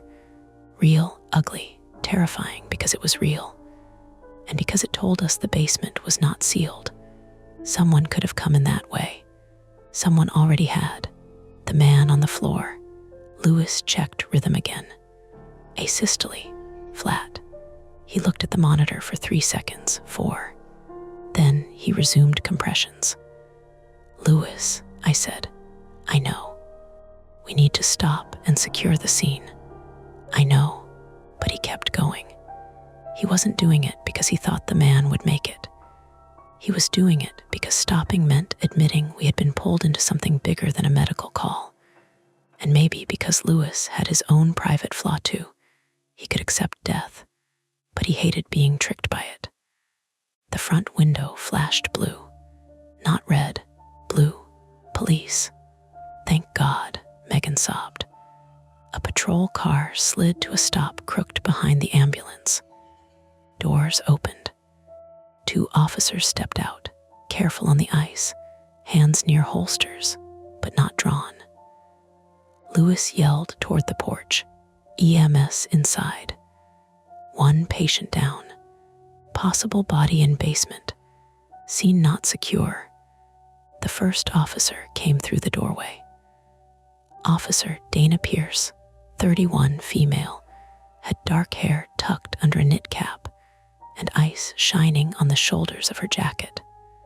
Officer Mark Feld, 48, male, followed behind her, broader, red-faced from the cold, one hand on his radio, the other raised slightly as he took in the room. They both stopped at the sight of us doing CPR on one man while Megan cried, and Evan stood by the basement door. Pierce said, "Who has the hammer?" "No one," I said. "It's on the basement stairs." Feld looked at Evan. "Hands where I can see them." Evan lifted them. Pierce moved toward the basement door. "What's downstairs?" Megan said, "My father." Lewis stopped compressions. This time, he did not start again. He checked the monitor, checked the carotid, looked at the clock on the screen. "Time of death," he said quietly, 2:32. No one spoke. The stranger lay between us, chest bruised from our hands, face slack under the crooked mask. Howard's discharge papers were scattered near his feet like a bad joke. The taped bracelet circled his wrist with a name that suddenly felt stolen. Officer Pierce opened the basement door with her flashlight held high. Feld covered the hallway. The beam dropped down the stairs. Hammer on the 4th step. Mud, scuff marks, a smear on the wall where something or someone had brushed past. Pierce descended 2 steps, then stopped. "What is it?" Feld asked. Her voice changed. "I need you to stay upstairs." Megan began wailing. Evan sat down hard on the floor. I stepped close enough to see past Pierce's shoulder. The basement was unfinished concrete, low ceiling, shelves along the left wall, washer and dryer on the right. Straight ahead sat a long white chest freezer, lid closed, humming steadily now that the breaker had kicked back. Beside it, on the floor under a blue tarp pulled halfway away, was an elderly man in pajama pants and a flannel shirt. Howard Vance. The real Howard Vance. His skin had the dull gray stillness I knew before I admitted I knew it. One arm lay crooked beneath him. His face was turned toward the stairs, mouth slightly open, as if he had been trying to call up through the floor. But that wasn't what made Officer Pierce draw her weapon. The small basement window above the washer was open. Cardboard from the broken garage window had been pulled inside and dropped on the floor. Snow had blown in along the sill. Wet boot prints crossed the concrete from the window to the stairs, then to the freezer, then back again.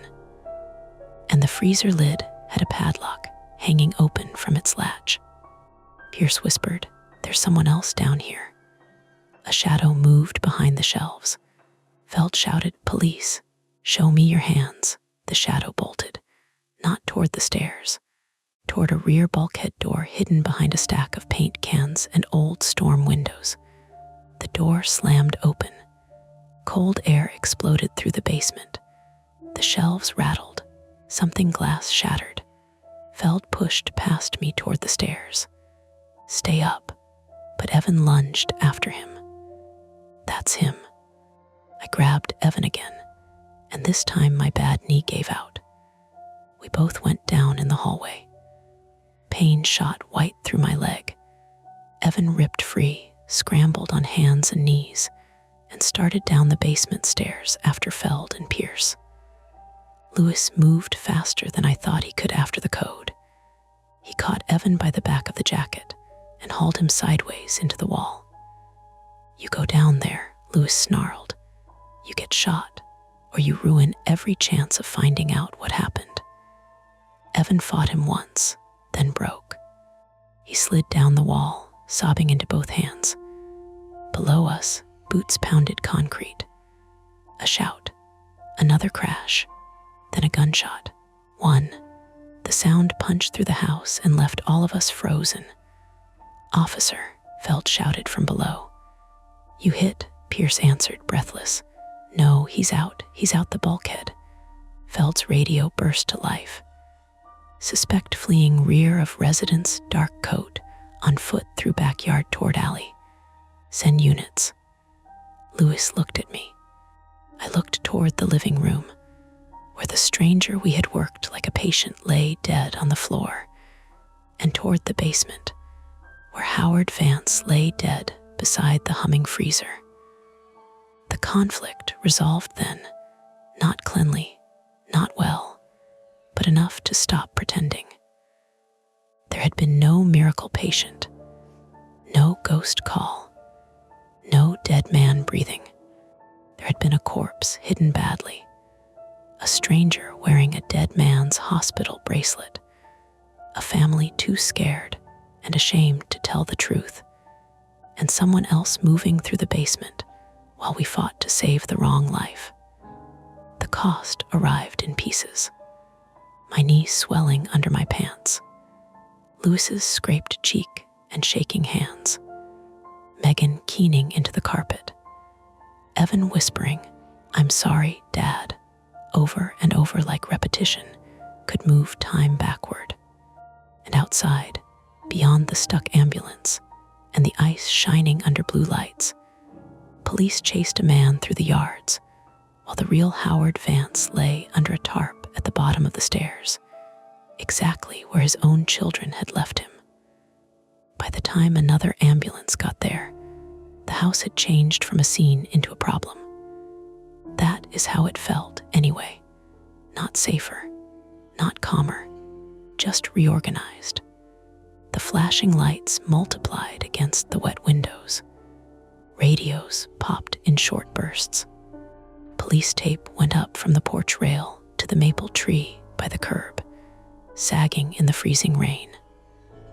Someone finally killed the engine on our rig, and the sudden absence of its diesel rumble made my ears feel packed with cotton. I sat on the bottom stair of the Vance porch with my right leg stretched out in front of me and an ice pack wrapped around my knee with Coben. The pack had already gone soft. My pants were wet through at the cuff. Every few minutes, the joint gave a little pulse of pain, deep and mean, like somebody tapping a screwdriver against bone. Lewis stood in the yard talking to a supervisor, his scraped cheek cleaned but still red. He had his arms folded tight across his chest, and from the porch, I could see his hands tucked under his armpits. Not from cold, not entirely. They shook when he let them hang. Inside, the living room lights were back on, but nobody had turned off the television. It still played silently behind the crime scene techs, captions crawling under smiling faces from another world. The unidentified man remained on the floor under a sheet, the monitor disconnected, the pads left on his chest until the coroner's investigator could photograph everything. Howard Vance stayed downstairs until the same investigator finished with the freezer, The tarp, the window, the muddy tracks, the scuffed stairwell, the hammer. 2 dead men in one small house. One of them had been ours for 12 minutes. That was the part I couldn't stop circling. A second EMS crew checked me because protocol is protocol, and because I had gone down hard enough that Lewis told them I was being stupid about it. My knee was swollen but stable. No deformity. No open wound. I could stand if I had to, which meant I did stand whenever someone important walked by, then sat again when the pain made sweat pop along my forehead. Officer Pierce came out through the front door at 2:58 a.m. with her knit cap pushed back and her flashlight hanging from one hand. Her face had that tight, focused look cops get after adrenaline drains, but paperwork hasn't begun. "You Mercer?" she asked. "Owen, yeah. You up to giving me a quick timeline?" "Quick, sure. Accurate might take coffee." She almost smiled. Almost. Officer Dana Pierce, 31, female, had been the first officer down the basement stairs and the first person to see the rear bulkhead standing open. She had fired one round when the fleeing man turned with something in his hand near the storm windows. It turned out to be a pry bar, not a gun. That mattered legally. It did not matter much to the part of her still breathing too fast. I gave her the timeline as best I could. Dispatch for breathing difficulty. Address glitch. Megan at the door. Howard in the chair, except not Howard. Bracelet cut and taped. Patient status changing to deceased. Landline. Adult male calling 911 to cancel response. Evan in the basement with the hammer. The freezer hum. The power. The slide of the ambulance. CPR. The real Howard under the tarp. Pierce wrote quickly in a small notebook that was getting spotted with rain. "When did you first suspect the patient was Howard Vance?" she asked. I looked at the house. When Evan said it. Not before. No, she waited. I knew what she was asking without asking. "No," I said again. "Not before." That answer sat badly inside me because it was true and not enough. I had noticed the bracelet, the cool skin, the wrong look in his eyes, the missing mole, though I only recognized that after. The way Howard knew, the patient kept staring at me instead of Lewis, like he wanted the driver more than the medic. I had noticed pieces. I had not built them into anything useful. Pierce looked up from her notes. "You were working a critical patient." I know, that matters. It does. But knowing a thing and feeling it are not the same job. Near the curb, Evan Vance sat in the back of a patrol car with the door open, wrists cuffed in front of him, because he had become more witness than threat once he stopped fighting. His face was swollen from crying. He stared at the open front door of the house and didn't look away, even when freezing rain gathered on his hair and ran down his cheeks. Megan was in another cruiser, uncuffed, wrapped in a county blanket. Officer Feld had tried to put her in the front passenger seat to keep her warm, but she refused to sit anywhere she couldn't see the porch. She had given one formal statement and then stopped speaking, except to ask if her father was cold downstairs. Nobody answered that directly. The other ambulance crew transported nobody. There was no one to transport. They took my vitals, checked Lewis's cheek, offered Megan a blood pressure cuff she refused, then stood around in that awkward way emergency workers do when the emergency has ended, but the human wreckage hasn't. We are very good at action. We are less useful around consequences.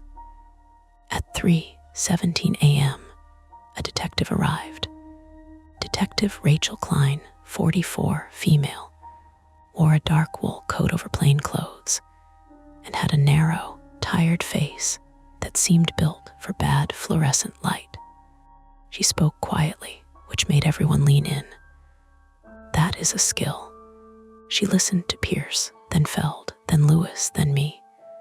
She asked fewer questions than I expected, but each one landed in the tender place. Did the unidentified male ever say his own name? No. Did he ever ask for a specific hospital? No. Did either family member mention money, medication, insurance fraud? Insurance, kind of, I said. Megan said the man talked about neglect, blame, buying time. Klein wrote that down. Buying time. The phrase sounded worse when she said it. Later, we learned some things. Not all. Enough for reports. Enough for charges. Not enough for sleep. Howard Vance had likely died sometime between 10:30 p.m. and midnight, according to the first estimate. Heart failure may be complicated by pneumonia and noncompliance with medication, though final cause would wait on the medical examiner. Megan found him on the kitchen floor after hearing something fall. She panicked, called Evan instead of 911, and spent nearly 40 minutes trying to convince herself he was only unconscious, even though some practical part of her already knew. Evan drove down from Erie much faster than he should have. He admitted to moving Howard's body to the basement with a tarp because he couldn't think with him lying there. He said the freezer was never meant to hold their father. That mattered to him. He repeated it 3 times in my hearing, as if the distinction could save something. They put Howard beside it, not inside it. A terrible mercy. The unidentified man arrived at the back door after Howard was moved. Megan claimed he knocked. Evan claimed he came in through the bulkhead first, and then appeared in the kitchen like he had always belonged there. They disagreed on that point and kept disagreeing. He wore Howard's coat from the hook by the back door. He had Howard's discharge papers, either taken from the kitchen counter or brought with him from somewhere else. He knew Megan's name. He knew enough about Howard's hospital stay to sound official without ever saying he was official. That was the lever. Panic makes room for people who speak with certainty. He told them they were in trouble. He said elder neglect charges could ruin them. He said if EMS arrived and found Howard dead, police would tear apart the house, find unpaid bills, missed medications, spoiled food, everything that made a sick old man's final months look uglier than they were. He said he could give them a different emergency, a living one. Time to call a lawyer, time to think, time to clean. And somehow, in that hot, stale house, with their father dead under a tarp and grief making them stupid, they let him sit in the recliner. I do not know whether he was already dying. That is one of the cracks. The tox screen came back later with opioids, benzodiazepines, and a cardiac medication that had not been prescribed to Howard. The puncture below his collarbone was not a central line. It was an old injection site, maybe from drug use, maybe from something else.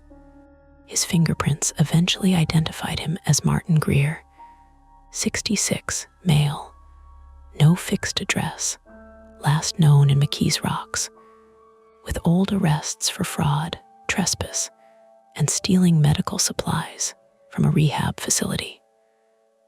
Not a mastermind, not a ghost.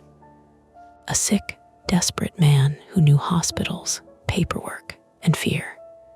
A man who fled through the bulkhead was found 3 blocks away behind a closed auto body shop, hypothermic and bleeding from his hand where he had cut it on the broken basement window.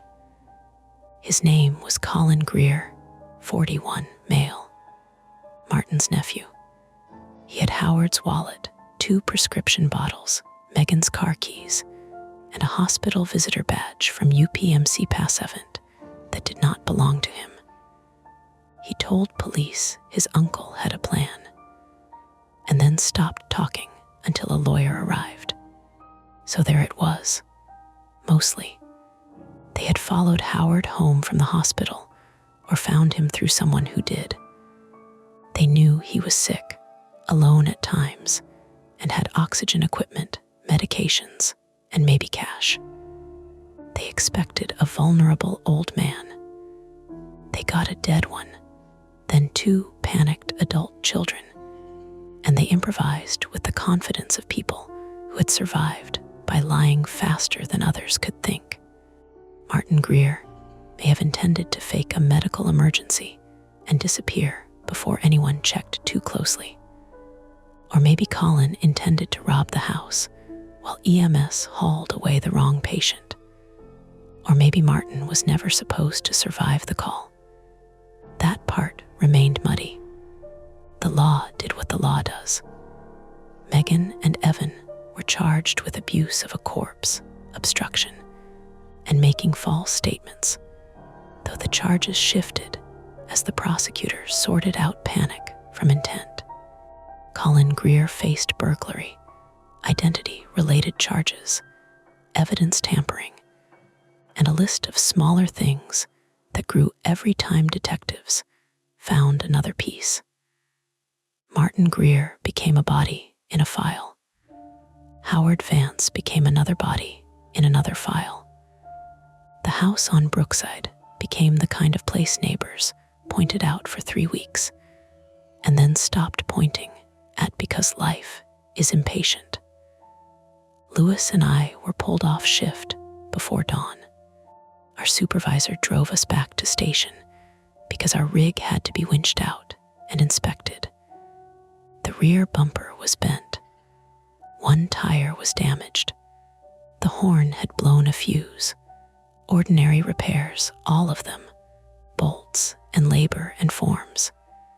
Inside the station, the day crew had started coffee.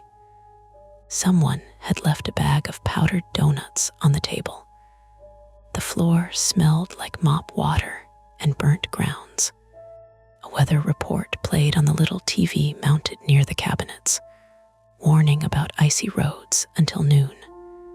Normal things. I stood in the bay with my jacket half off and couldn't remember what to do with my hands. Lewis came in from the bathroom with a square of gauze taped to his cheek. He looked older than he had at midnight. "You good?" he asked. "No," he nodded. "Me either." That was all we said for a while.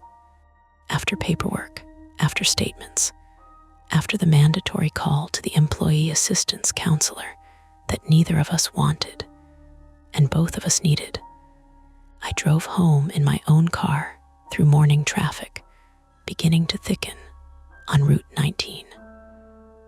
The sky had gone pale over Pittsburgh, that flat winter gray that makes every building look tired. Salt trucks crawled along the road shoulders. People drove to work with coffee cups in hand, irritated by ice, unaware that 2 men had died in a living room and basement while they slept. At a red light in Dormont, I looked at my reflection in the rearview mirror and saw Howard's eyes. Not the real Howard. I never saw his eyes open. The other man, Martin Greer, the stranger in the recliner who had looked past the paramedic and fixed on me, the driver, the one who worried about routes and exits, and whether the back door mattered. I still do not know why he looked at me like that. Maybe because he knew Lewis would treat the body and I would read the room. Maybe because he wanted help. Maybe because dying people stare wherever their eyes land, and I have spent too many years trying to make meaning out of reflex. When I got home, my daughter's shoes were by the door, one upright, one on its side. My wife had left a note on the counter asking me to take chicken out of the freezer. I stood there reading that word. Freezer. Just black ink on a yellow sticky note. The refrigerator hummed.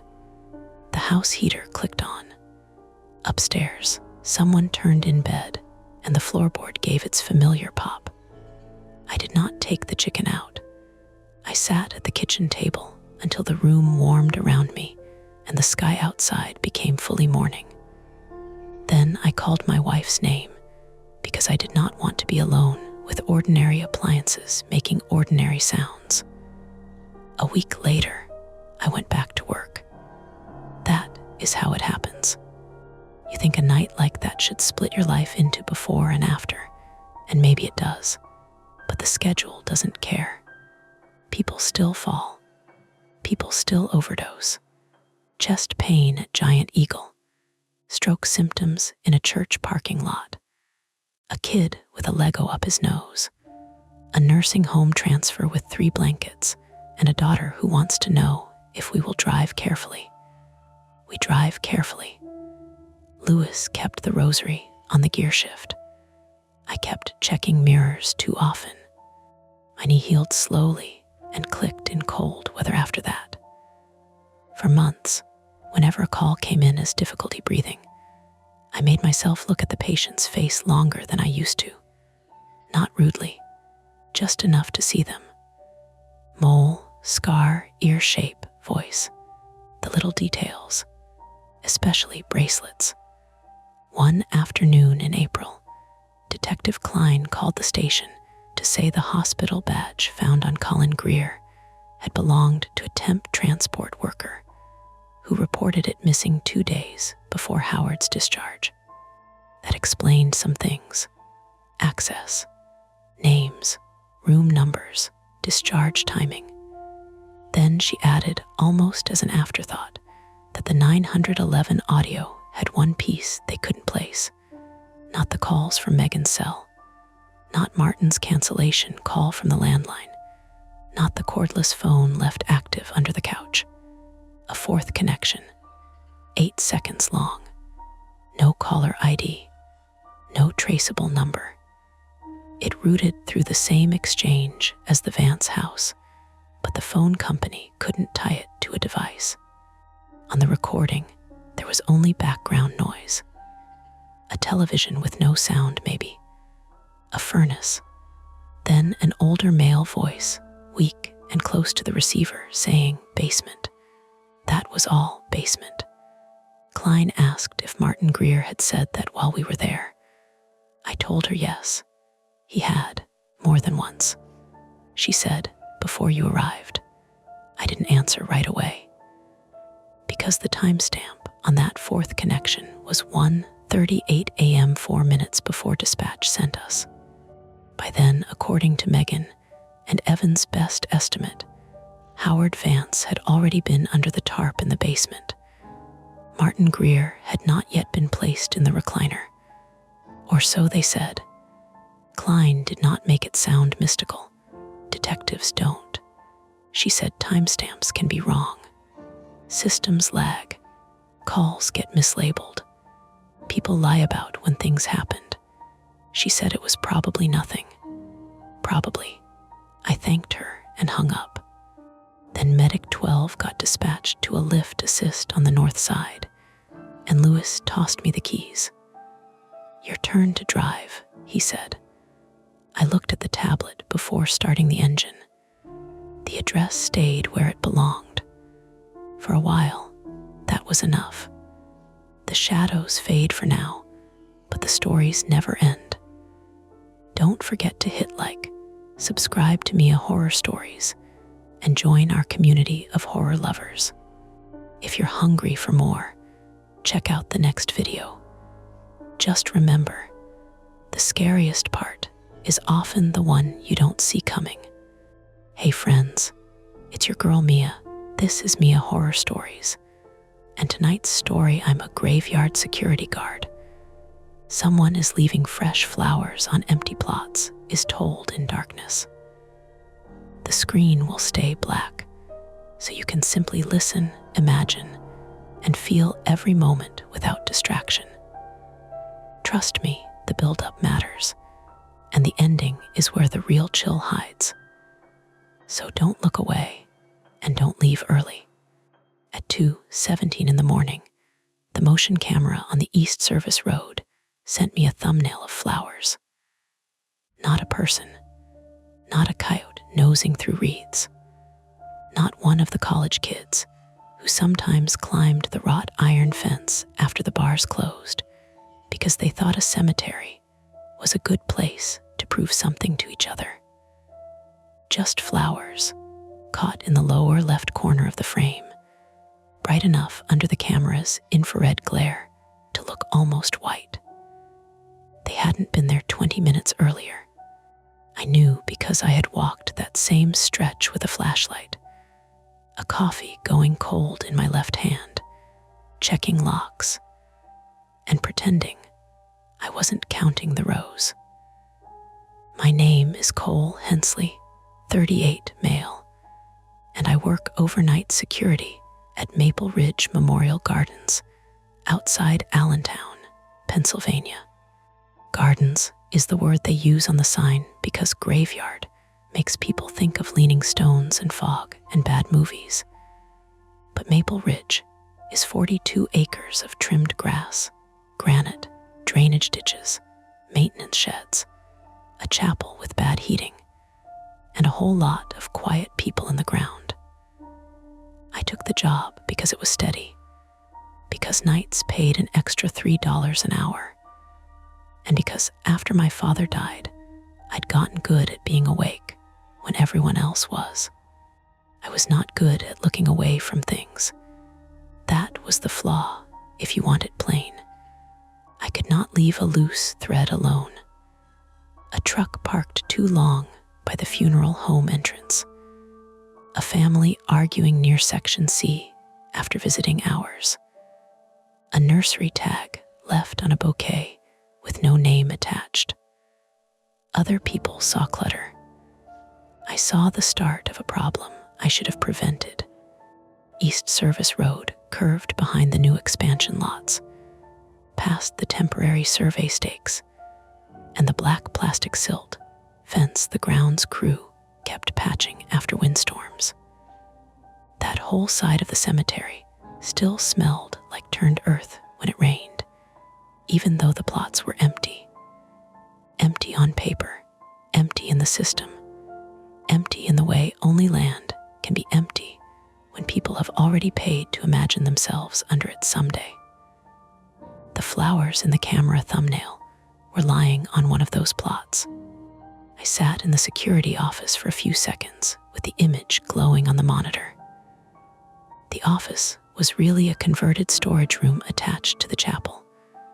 Old filing cabinets, a desk with one drawer that stuck, a rack of keys, a microwave with a permanent smell of burnt popcorn, and 2 monitors fed by 8 cameras that never all worked at the same time.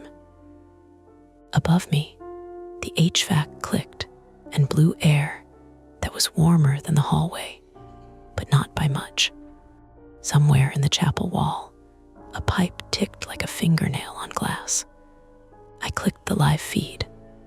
The camera showed the East Road in grainy black and gray, headstones in neat rows, bare maple branches moving a little in the wind, the silt fence trembling.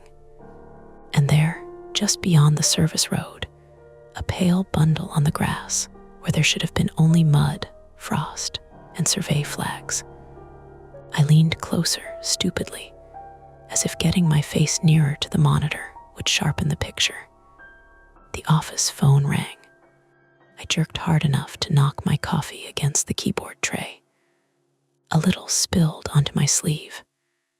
The ring sounded too loud in the closed room, flat and old-fashioned. I grabbed the receiver before it could do it again. "Maple Ridge Night Desk," I said. "You alive over there?" That was Marty Voss, 59, male, the cemetery's head groundskeeper, calling from home because he never slept all the way through a night anymore. Smoked for 30 years, quit 6 years too late, and still sounded like every word had to climb out over gravel. Marty had been at Maple Ridge longer than anybody. He knew which irrigation heads jammed, which families left pennies on military stones, which funeral directors tipped the crew at Christmas, and which sections held grudges because the drainage was bad. I was until the phone went off, I said, wiping my sleeve with a napkin. You got the East Gate alarm. No. A pause. Fabric rustled on his end, like he was sitting up in bed. My app chirped, said motion, East service. Thought maybe deer again. Camera caught something, I said. What's something? Flowers. Marty didn't answer right away. The line hissed softly. Flowers where? He asked. Expansion side. Looks like lot E19 or E20. Those aren't active, I know. Probably wind took them off a grave. They're wrapped. Wind can carry a lot. Marty. He made a tired sound, not quite a sigh. Don't go making it weirder than it is, Cole. That stung because it was exactly what I did. He knew it. Most people at Maple Ridge knew it by then. I started there 8 months after my father's funeral, which had not been at Maple Ridge, but at a small Catholic cemetery in Bethlehem, where the roads were too narrow, and my mother kept asking whether anyone had seen the medal he wore on a chain. It had gone missing between the hospital and the funeral home. Probably misplaced. Probably removed for imaging and never returned. Probably nothing sinister. I spent 2 weeks calling nurses, aides, transport companies, the funeral director, even the hospital laundry service, until my mother finally said, Cole, please stop. You're keeping him in the room. She meant I was keeping the panic alive. I still checked every chain I saw around a dead man's neck in chapel viewings, though. Not close enough to be noticed, just enough to hate myself. On the phone, Marty coughed once. Listen, check it from the road. Don't go stomping over plots in the dark. If it's trash, leave it for morning. If it's a person, call Allentown PD and then me. It's not a person. You don't know that. I looked at the monitor again. The flowers hadn't moved. They lay at an angle, the stems toward the road, the blooms aimed into the empty grid of plots like somebody had set them down carefully and then turned them a little. I'll take a look, I said. Cole. What? Take the radio. That's standard. Take the damn radio. Before I could answer, another voice came through behind him, faint and annoyed.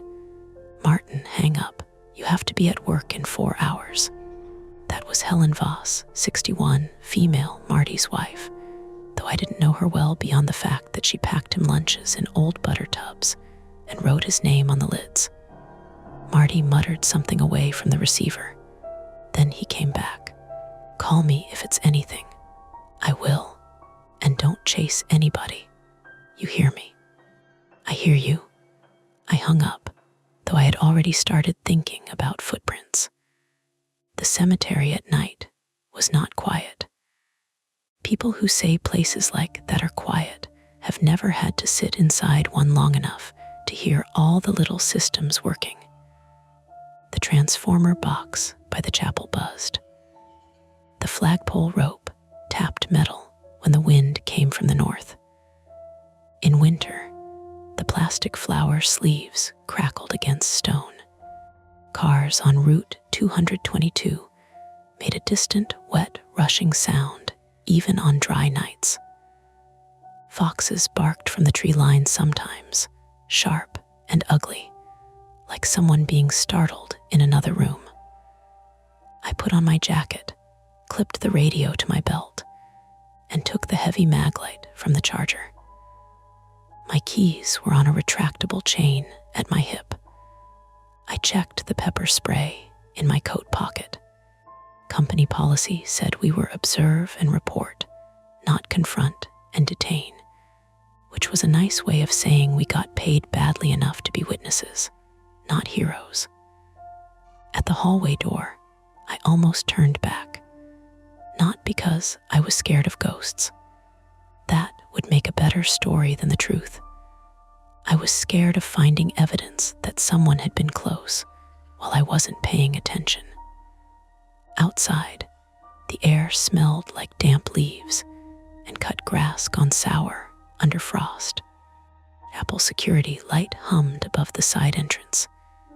It threw my shadow long across the gravel, past the hearse bay and the row of green trash bins where families threw away dead bouquets when they couldn't stand looking at them anymore. My radio crackled. "Cole, you out there?" I pressed the button. "Yeah, Marty. Thought you were going to bed. Thought you were going to call if it was anything. I haven't even made it past the chapel." "Well, make it past the chapel slower." I smiled despite myself. Copy that. Marty liked rules, because rules gave him something to hit fear with. He had a laminated sheet in the maintenance shed called Night Incident Priorities, though the only people who worked nights were me, and sometimes the snow contractor. He had written it himself after a vandalism spree 2 years before my time, when 3 teenagers knocked over veteran markers and posted video of it. He still talked about that night like a personal failure, even though he had been home with bronchitis. I followed the road east. Gravel shifted under my boots, each step loud near the chapel, and then swallowed as I moved into the open grounds. My flashlight beam ran over polished stones, bronze vases, plastic angels, a toy dump truck left on a child's grave, faded Christmas ribbon, a solar lantern blinking weakly red, red, red. The expansion lots sat beyond Section H, separated by a shallow drainage swale and a line of wooden stakes with pink flags. During the day, the place looked unfinished in a boring municipal way. At night, it had the wrong kind of neatness. No headstones, no benches, no little signs that people had been loved and missed. Just rectangles mapped in orange paint on grass that had not yet settled, all of them waiting.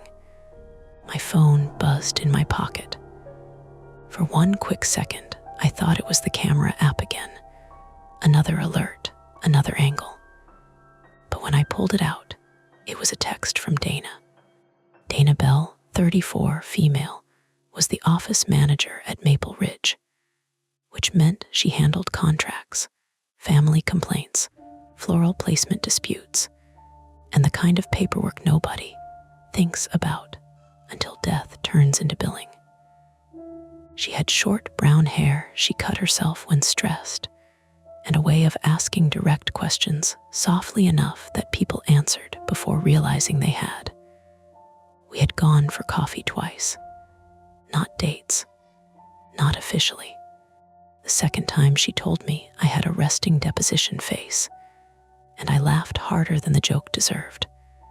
Her text read, "You working tonight?" I typed, "Yeah, why are you awake?" 3 dots appeared, vanished, appeared again. Couldn't sleep. Also got a weird email from a family asking if we moved flowers off their plot. "I'll show you tomorrow." I stopped walking. My flashlight beam dipped onto the road. "What family?" I typed. Her reply came back almost immediately. "The Whitcombs. Pre-need purchase in expansion section. No burial yet." Why? I looked up toward the empty plots. The flowers were still too far away to see clearly, but I could make out the pale shape now without the camera. A small bundle on the grass, maybe 15 yards past the swale. My thumb hovered over the keyboard. Then I typed, "Which plot?" Dana answered, "E21, I think. I'm not logged in." Why?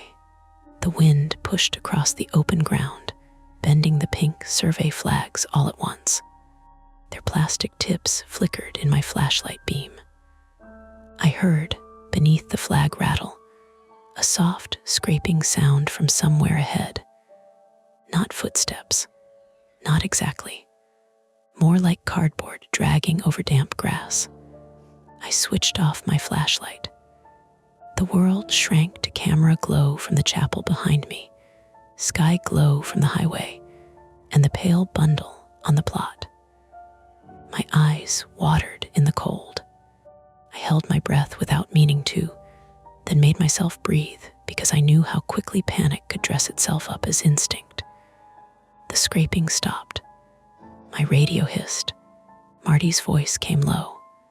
"Cole," I pressed the button, keeping my eyes on the flowers. "Yeah, you okay? Dana just texted me about flowers." "What?" "Family complaint. Expansion plot." "Whitcomb." Another pause. Then Marty said, "Get back to the office." That was not what I expected from him. Not check the plot number. Not take a picture. Not even call it in. Just get back. A pair of headlights moved along Route 222 beyond the trees, briefly silvering the edges of the stones. When they passed, I saw something near the flowers that I had missed before, a thin, dark line trailing from the bouquet back toward the service road.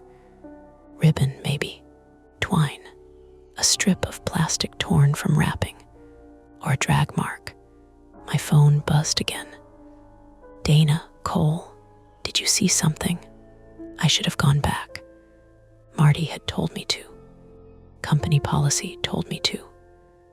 Common sense, which sounds clean and obvious when you're remembering things later, told me to turn around, lock myself in the office, pull the camera footage, and call the police if there was even the suggestion of trespass. But the flowers were right there, and the camera only kept clips for 48 hours unless someone saved them manually. And if there were footprints, the frost would soften by morning. And if someone had been walking through empty plots at 2 in the morning leaving bouquets for families who had not buried anyone yet, then maybe it was nothing, sure. A prank, a florist mistake, a confused mourner, explainable. Still, explainable things can hurt you. I turned my flashlight back on. The beam struck the bouquet, and the flowers flashed white and green and wet.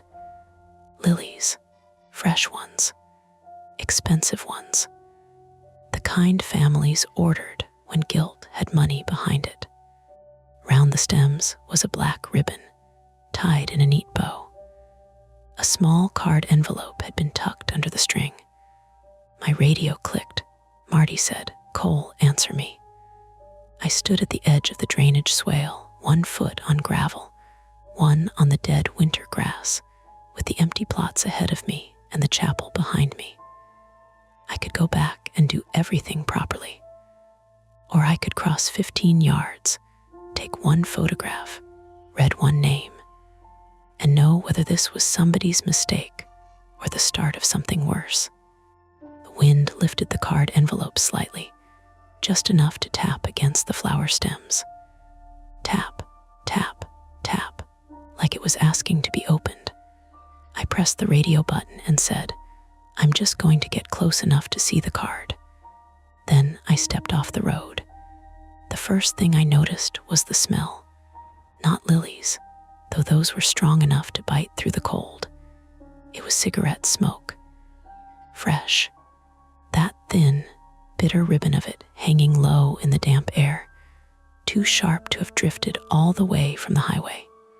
I stopped with 1 boot in the drainage swale and 1 on the far bank. The grass there was slick with frost, not fully frozen, just wet enough to take a print and soft enough to lie about it later. My flashlight beam shook a little on the bouquet. I lowered it toward the ground. There were footprints. 2 sets, maybe 3, but the frost had blurred the edges.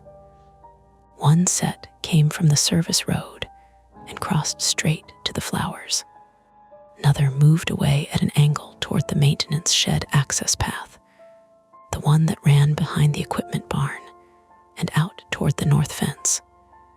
Big prints, work boots, deep heel, Whoever made them had either been carrying weight or walking like they didn't care about leaving marks. My radio popped. "Cole," Marty said. "You on the road?" I looked behind me. The chapel light was farther than it had felt a minute ago. A square of yellow on brick, with the dark cemetery spread between us like water. Not exactly. A dry breath came through the speaker. "Jesus, I'm at the plot. There are tracks. You need to back out right now." I haven't touched anything. That's not what I asked. The bouquet lay on plot E21. Dana had been right. Even without the map, I knew because one of the little plastic lot markers was planted beside it, orange paint fading on the top. The lilies were fresh enough that water still clung to the leaves. Round them, the black ribbon was tied so carefully the loops sat flat. No florist sticker, no brand stamp on the paper. The small envelope tucked under the ribbon was cream-colored and clean, except for one damp corner. Written on the front in block letters, "For Helen WHITCOMB." I took a picture before I let myself think too much about it. Helen Whitcomb was not buried there. Nobody was. That was the whole problem. "Name on the card," I said. "Don't read it out loud." That made me look up. Marty had spoken fast. Too fast.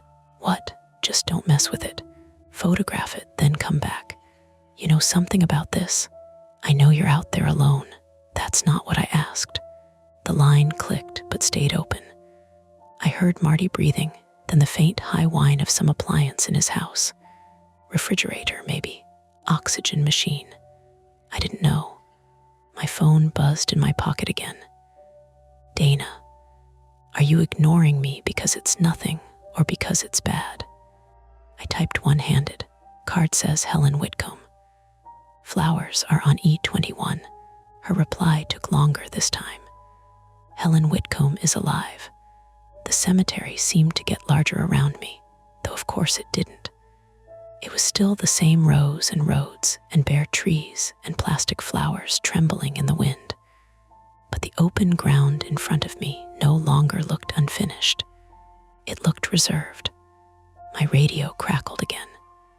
Marty said, "Cole, return to the office. Save the clip. Lock the doors. I'm calling the general manager." "Marty, Dana says Helen Whitcomb is alive."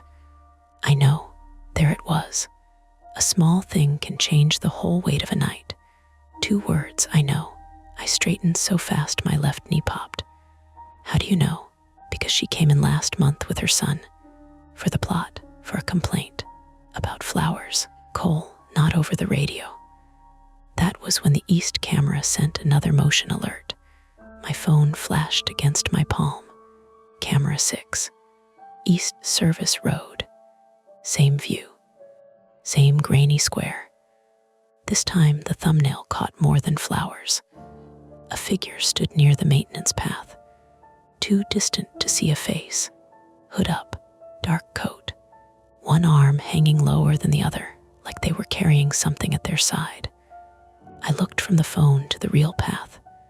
My flashlight beam found only stakes, grass, and a strip of gravel disappearing behind the equipment barn. My mouth went dry in the ordinary way, like I had swallowed dust.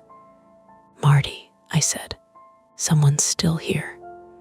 "Where?" Sighed. "By the maintenance path. Get back to the office. I can see their direction." I said get back. His voice had cracked. Not anger, fear. Marty Voss, who had once chased a family of raccoons out of the cremation garden with a shovel, sounded afraid enough to forget being gruff. That should have decided it for me. It didn't. Because right then another message came in from Dana. "Calling you." The phone rang in my hand before I could answer her text. I kept the radio near my mouth and picked up. Dana's voice came through tight and breathless, not sleepy anymore. "Cole, listen to me." I pulled up the Whitcomb account from my laptop. "You're logged into work at 2 in the morning. You sent me a picture of flowers on an empty grave with a living woman's name on the card. Yes, I'm logged in, she swallowed.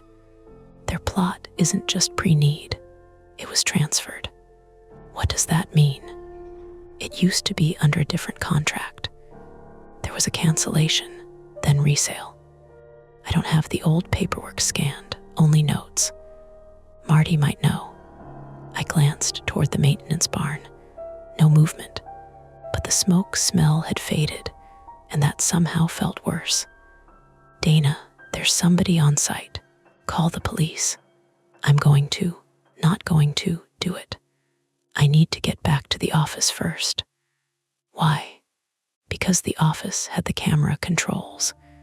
Because the landline had the emergency contact binder. Because my hands were cold, and my brain was splitting itself into stupid little tasks.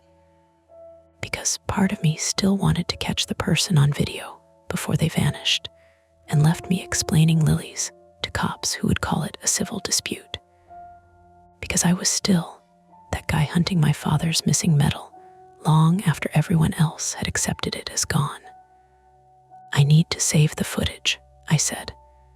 No, you need to be alive to show it to someone. A sound came from beyond the barn. Metal on metal. One clean clank, then another. I turned my flashlight toward it. The maintenance barn sat maybe 70 yards away. A low cinder block building with roll-up doors, fuel tanks behind a locked cage, and a side room where Marty kept tools organized in a way that looked messy until you moved anything.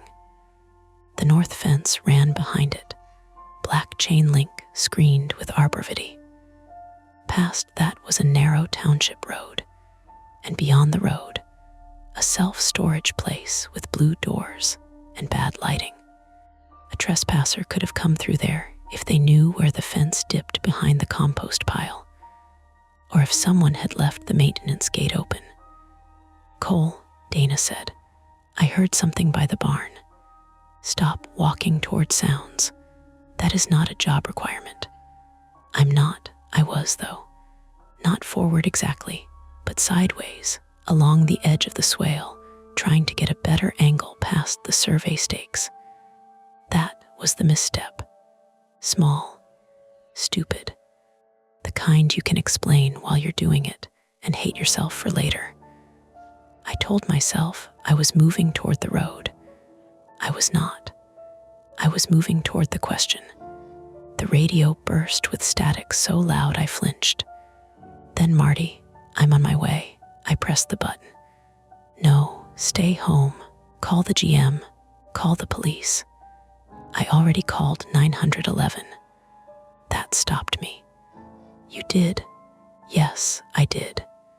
And they're going to ask why my night guard is wandering around the back 40 instead of waiting somewhere safe. How long?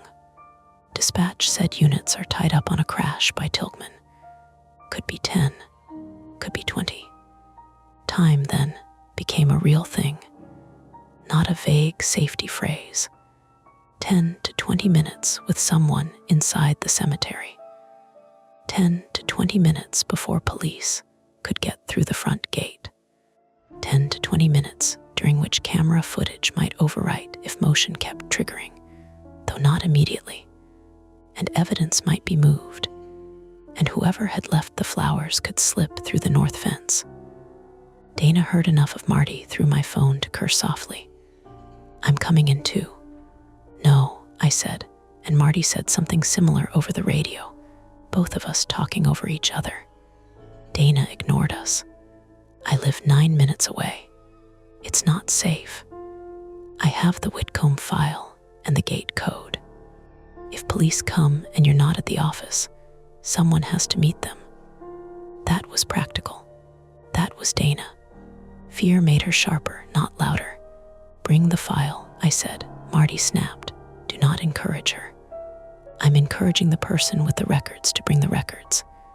You're encouraging another person to enter an active trespass situation. Dana said, Marty, I can hear you. And I'm not walking the grounds. I'll go to the office. Stay in your car until police arrive. I'll decide when I'm looking at it. The clanking came again from the barn. This time it was followed by a low mechanical groan. The roll-up door. I knew that sound. A warped track, badly lubricated, complaining as it rose. The big door on Bay 2 had been scheduled for repair for 3 months. Marty cursed it every time he had to shoulder it up. It was too heavy to open casually, too loud to miss. Someone was inside the maintenance barn. I killed my flashlight again and crouched behind one of the low granite sample blocks stored near the expansion path. It barely hid me. My knee pressed into frozen mud, and the cold went through my work pants instantly. Bay 2 is opening, I whispered into the radio.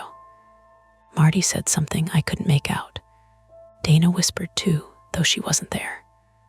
What's in Bay 2? Utility cart, mower, salt spreader, gas cans, tools, and keys.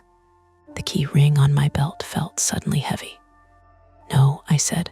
Vehicle keys are locked in the office cabinet. Mostly true. Spare keys were in the office, but Marty sometimes left the old Cushman cart key tucked behind the visor because the ignition was sticky, and he said no thief under 70 would know how to start it anyway. I heard the engine cough.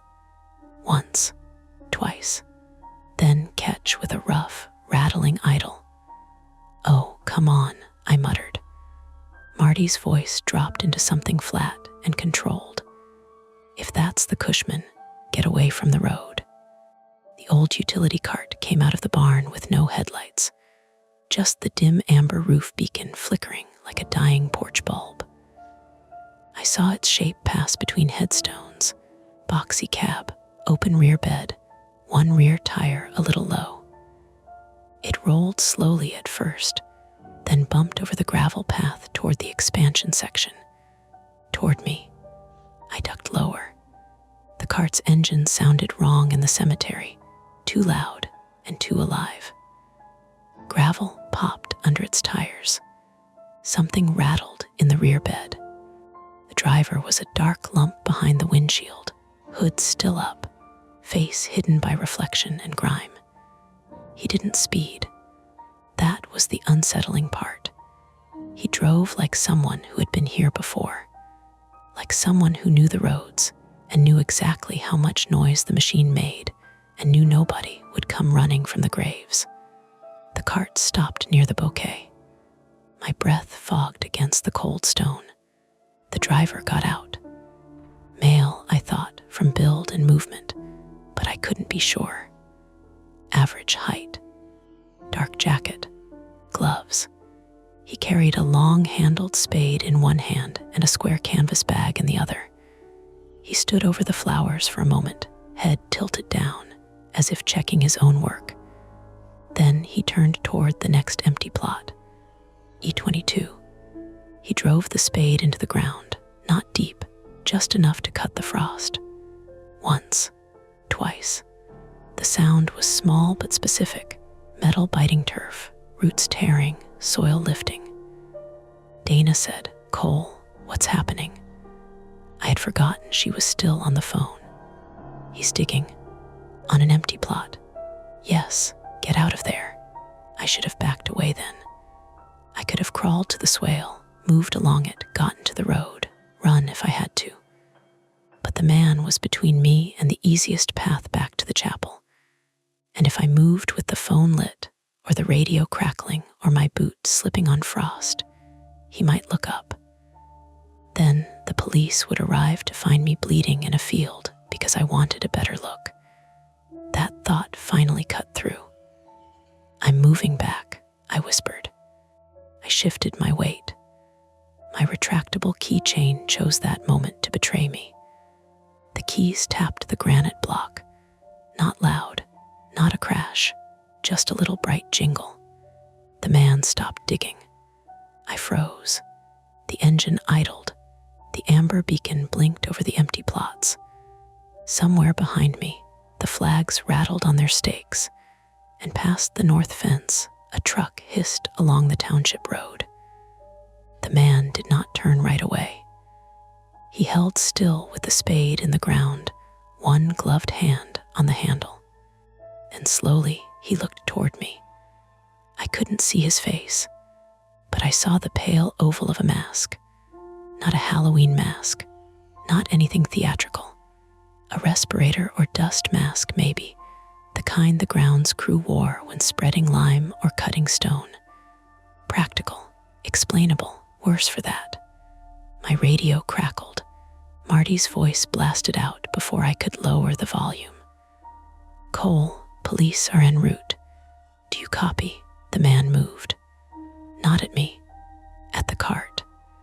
He threw the spade into the rear bed, climbed in, and hit the gas hard enough that the low tire skidded on frost before catching.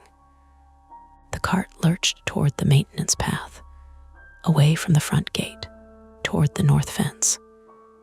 If he got out that way, he'd be gone before police arrived. And if he had been digging in E22, if he had buried something or uncovered something or planted something there, I would be left with flowers, a living woman's name, and a torn patch of grass nobody could explain. I stood without thinking. "Hey," I shouted. The word tore out of me and vanished into engine noise. Dana yelled my name through the phone. The cart kept going. I ran after it for maybe 6 steps before my boot hit the lip of the swale. My ankle folded sideways. Pain flashed up my calf, hot and immediate, and I went down hard on one knee and both palms. The phone flew into the grass. My flashlight rolled, beam spinning crazily across flags, stones, flowers, the cart's rear bed. For one clear second, as the light passed over it, I saw what was rattling in the back. More bouquets. At least 5 of them, wrapped in the same paper, tied with black ribbon, and beside them a stack of cream envelopes. The cart bounced toward the maintenance gate. The north side gate should have been chained. It had a padlock the size of my fist and a secondary latch Marty had installed himself after the vandalism spree. But as the cart reached it, the gate swung inward. Already open. Waiting. The driver cut through, then stopped just beyond the fence. I pushed myself onto one elbow, mud on my palms, ankle throbbing, and watched him turn in the seat. The amber beacon pulsed over the respirator mask, the hood, the gloved hand resting on the steering wheel. He lifted something, not a gun, a phone. The screen lit his face from below, still hidden by the mask. He held it toward me for a second, like he wanted me to understand he had recorded me too. Then he dropped it into his lap and drove out toward the township road. The gate remained open behind him. My radio hissed from the mud. Marty was shouting. Dana was shouting through the lost phone somewhere in the grass. Far off, faint but growing, a siren turned onto the main road. I got to my feet, putting almost no weight on the ankle, and limped toward the open north gate because I had to close it before anyone else came in, before the police arrived at the wrong entrance, before the evidence at E22 disappeared under frost or tires or my own panic. Halfway there, the chapel lights went out. The whole property dropped into darkness, except for my flashlight lying in the grass, the red blink of one solar grave lantern, and the open gate at the edge of the cemetery. Then my phone, somewhere near the flowers, began to ring. The phone ringing in the grass sounded wrong in the dark, not louder than it should have been, not distorted, just too cheerful. That bright little chime Dana had once made fun of because it sounded like a grocery store self-checkout, now trilling from somewhere near a bouquet addressed to a woman who was still alive. I stood between the expansion plots and the open north gate with my weight balanced on one good foot, my other ankle swelling inside my boot. The chapel lights were out behind me. The office was a black square attached to a blacker building. The utility cart's engine had faded beyond the fence, heading toward the township road and the self-storage place, and the darkness it left behind felt freshly made. My radio lay in the mud near the granite sample block, still hissing. "Cole, Cole, answer me." Marty's voice cracked through static. I limped back for it, jaw clenched so hard my teeth hurt. Every step sent a hot wire through my ankle. The flashlight was still on, lying sideways in the grass, throwing a low beam across the disturbed plot at E22. In that angle of light, the cut turf looked like a wound. I grabbed the radio first. "I'm here," I said. "What happened?" He got out through the north gate. "Power's down, I'm hurt, but I can move. Get to the chapel. The gate is open, leave it. If someone else comes in, Cole, leave it." I didn't answer because I had already reached for the flashlight. The phone kept ringing.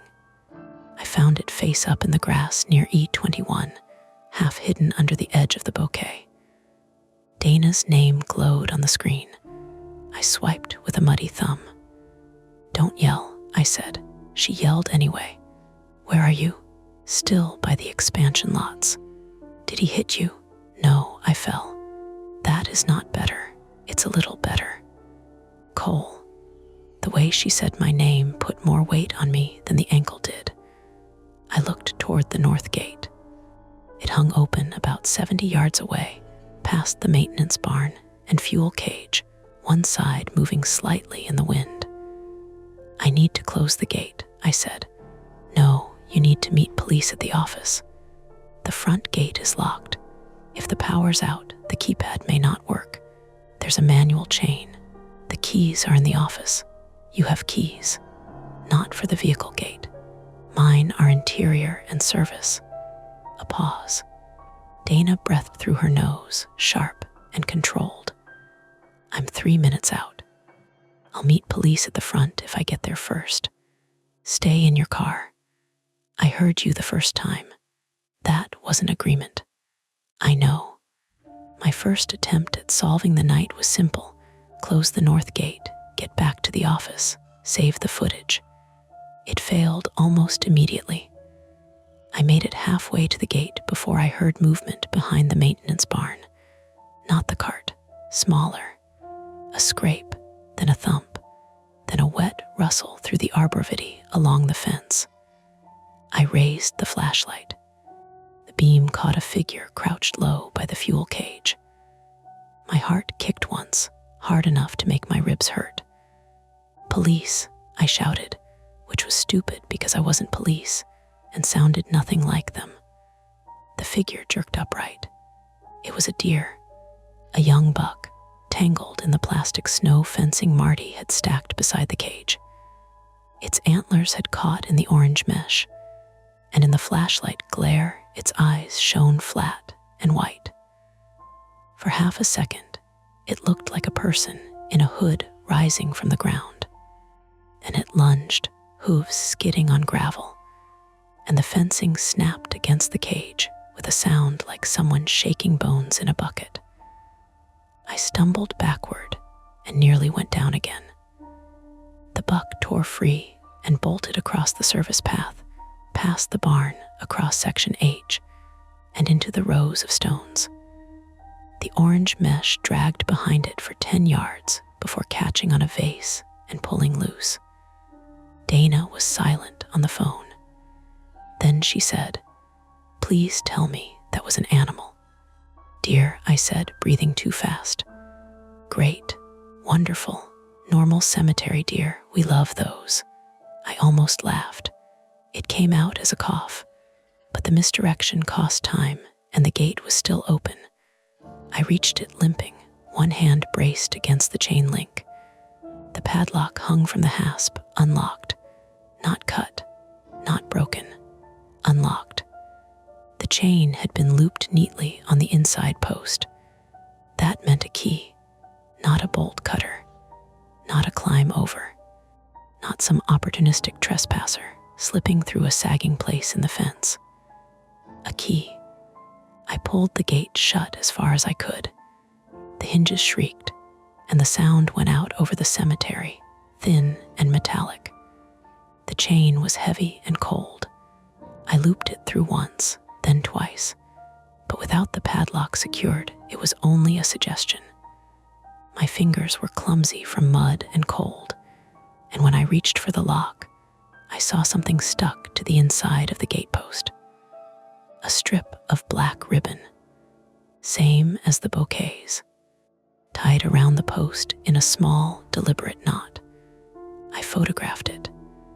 Then headlights swept the trees beyond the front entrance. "Dana," I said, "are you at the main gate? Just turned in. Police."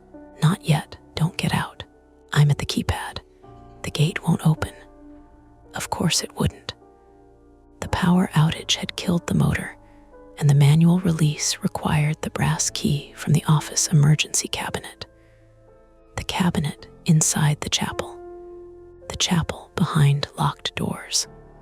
The locked doors whose electronic strike might also be dead. The trap tightened with boring, procedural elegance. The cemetery did not need ghosts. It had access control. "Stay there," I said. "I'm coming." With that ankle, I said, "I'm coming." Cole, no. But I was already moving. From the north gate to the office was not far on paper. Down the maintenance path past the barn, across the service road, over the drainage swale, then west through Section H and along the chapel drive. Maybe 300 yards. In daylight, nothing. At night, injured with the lights out, every headstone became an obstacle, and every family decoration a snare. My ankle had started to pulse now, swelling against the boot. I could still put weight on it, but only in short, careful steps. The cold helped and hurt. It numbed the skin, but made the joint feel packed with broken glass. Marty stayed on the radio. "I'm 10 minutes out," he said. "I thought you called police." "I did. I'm still coming." "Don't stop telling everyone not to come while you wander around like an idiot." "Fair." His breathing was louder than before. He was driving. I could hear the turn signal ticking, then the rise of his engine. He had probably left in pajama pants under his work coat. Helen would be furious. The thought of her standing in their kitchen while he rushed out made the card on the bouquet feel uglier. "Marty," I said. The north gate was unlocked with a key. The radio went quiet. "Marty." "Yeah." "Who has keys?" "Me. You have partial." "Dana has office and front manual, general manager. 2 grounds crew. Snow contractor has winter access." "That's a lot. It's a cemetery, not Fort Knox. Any old keys missing?" He didn't answer quickly enough. "Marty, after the vandalism 2 years ago, we changed most locks." "Most?" The north gate lock stayed. It was backordered, then forgotten. I stopped walking for half a second. "You knew that." "I know a lot of things that don't matter until they do." That sounded like guilt, and I didn't have room for it yet. I reached E22 again. The disturbed patch of ground sat just outside my flashlight beam until I forced myself to look. The trespasser hadn't dug deep. He had cut a square of sod and levered one edge up. Underneath was dark soil and something pale. I should have left it for the police. That was the second attempt. Preserve evidence. Keep moving. Do not touch. It only partially worked because I crouched anyway. Not with my hands. I used the end of the flashlight to lift the sod flap half an inch. Beneath it was a plastic sleeve. Not a body part. Not bones. Not anything my imagination had been working up in the dark. A clear document sleeve, the kind used in office binders, sealed with gray duct tape along one edge. Inside was a folded sheet of paper and what looked like a photograph. The sheet had a name printed large enough to read through plastic. Daniel Reese. I took a picture and let the sod fall back. Dana, I said into the phone, which I had wedged between my shoulder and ear. Can you search Daniel Reese? I'm in my car outside a dead gate with no laptop charger and 1 bar of signal. Can you search? She exhaled. Spell it. I did. While she typed, I moved west. The cemetery map arranged itself in my head because it had to. Expansion section behind me. Maintenance barn and open north gate to my right. Section H ahead with veteran stones along the center path. Chapel and office beyond that. Main entrance past the chapel. Dana stuck outside the front gate. The front gate was ornamental iron with stone pillars and a keypad. The pedestrian side gate had a crash bar from inside only. The old service door to the chapel had a physical key. I had that key. Maybe my key ring had taken the fall badly. The retractable cord was stretched and gritty, and 3 keys had mud packed in their teeth. I walked faster, breath steaming, listening to the distant sirens swell and fade as if the police were circling, but not finding the entrance. Dana came back on the line. I found a Daniel Reese in an old note, she said. Not current owner. He's connected to the original contract on the Whitcomb plot. How connected? Looks like he bought E21 and E22 in 2019. Transferred. No, wait. Canceled in 2022 after non-payment. The notes are messy. Is he alive? I don't know. Can you check? I am checking, Cole. Her voice frayed on the last word. I softened mine. Sorry. No, don't be sorry. Be careful. I can be mad later. There were headlights at the main gate now. 2 sets. Dana's car and behind it, flashing red and blue washing over the stone pillars, the sign, the winter shrubs. The police had arrived, but could not get in. Then all my cameras were useless because the office had no power. The DVR might be on battery, or it might not. I didn't know. I had spent 8 months meaning to ask how long the backup lasted, and never had because backup batteries were boring, until they became the only thing standing between evidence and nothing. I reached the chapel side door. Locked. I put the flashlight under my arm, found the correct key by feel, and shoved it into the cylinder. It wouldn't turn. Mud. Come on, I whispered. I wiped the key on my jacket and tried again. Nothing. The siren outside cut off. A car door slammed. Dana shouted faintly from the other side of the property, too far to make out words. A male voice answered, police. The key still wouldn't turn. Marty's voice came over the radio. Cole, where are you? Side door, key jammed. Use the west sacristy door. I don't have that one. You do. Small square head. I flipped through the ring. My fingers were numb. The keys clicked and scraped. Small square head. Small square head. The chapel gutter above me dripped cold water onto the back of my neck. Something moved inside the building. I froze with the keys in my hand. A soft thud from beyond the door. Then a dragging sound. Not outside. Inside. For one terrible second, I thought the masked man had doubled back, gotten inside the chapel, and was waiting in the office with the camera system and the emergency keys.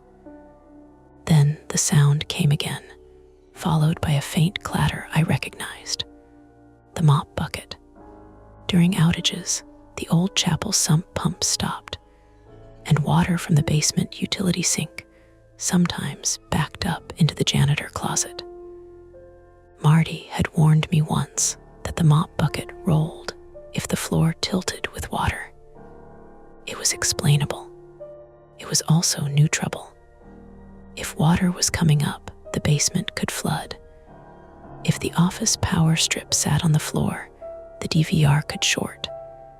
If the backup battery was down there too, footage might be dying right now. I found the square-headed key and went to the west sacristy door, half running, half hopping along the chapel wall. It opened with a sticky pop. Inside smelled of candle wax, old carpet, and damp concrete.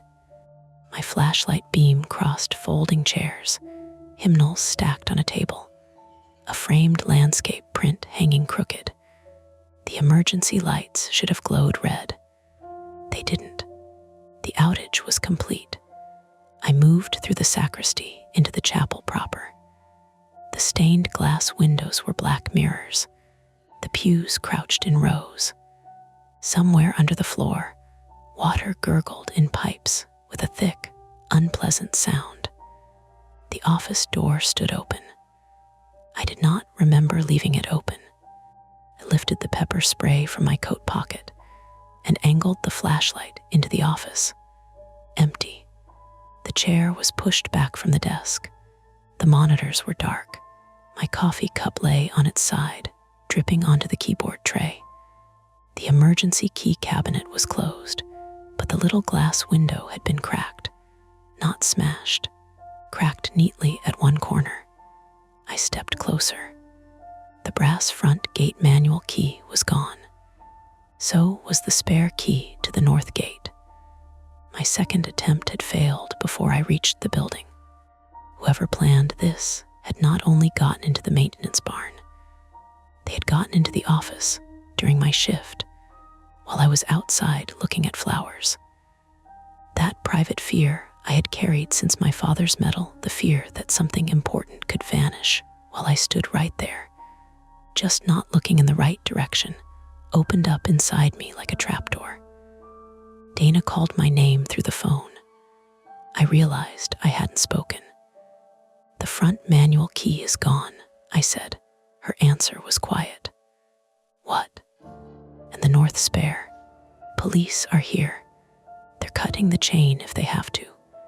They need to know someone may have been inside the office. I'll tell them." "No, Dana," a crash came from the front gate area. Metal, loud and final, then shouting. Not Dana's, not police. A man's voice from somewhere beyond the chapel, near the main drive, yelling one sentence over and over. "I paid for those plots." The words came through the night with awful clarity. "I paid for those plots." I grabbed the emergency binder from the desk and shoved it under my arm. The DVR tower under the monitor blinked on battery. One tiny green light. Still alive. Good, maybe good. Then the office phone rang. The landline should not have worked without power, but old copper sometimes did. Its ring filled the room, harsh and steady. I stared at it. Dana was shouting through my cell now. Marty was calling through the radio.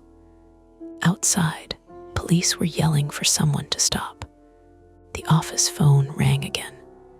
I picked it up. A man breathed on the other end. Not heavy, not theatrical, just close to the receiver, as if he were standing somewhere sheltered from the wind. Then he said, "Tell Helen her flowers were accepted." I didn't speak. He added, "Tell Dana to stop opening old files." The line went dead. A beam of red and blue light swept across the chapel windows as a police cruiser finally forced through the front entrance. I heard tires on gravel. I heard Dana scream my name, not in warning, but in pain or shock. I couldn't tell which. I ran. The ankle gave on the second step, but I ran anyway out of the office, through the chapel, into the cold, carrying the binder and pepper spray, and one fact that made retreat impossible. The person outside knew Dana was there, and he knew exactly what she was doing. The first thing I saw outside was Dana on the gravel. She was on her knees near the front drive, one hand pressed to her cheek, her other hand gripping the open door of her car. Red and blue police lights strobed over her face, turning the blood on her fingers purple, then black, then red again. For one horrible second, I thought she had been shot. Then she looked at me and shouted, "Cole, stop." I stopped because her voice cut through everything. The sirens, the police yelling, my own breathing. A man stood 20 feet beyond her, near the stone pillar of the main entrance, with one arm hooked around the neck of a young police officer. The officer was male, maybe mid-20s, his cap knocked sideways, his flashlight on the ground. The man behind him held a pruning saw against the officer's throat. Not a big one, not a movie weapon. One of Marty's folding arborist saws, with orange plastic grips and teeth meant for cutting branches. In the strobe light, each tooth showed. The man wore the same dark jacket and respirator mask I had seen near the utility cart, but the hood had slipped back. His hair was gray and thin at the crown. His eyes were wide in a way that looked less like rage than sleeplessness stretched too far.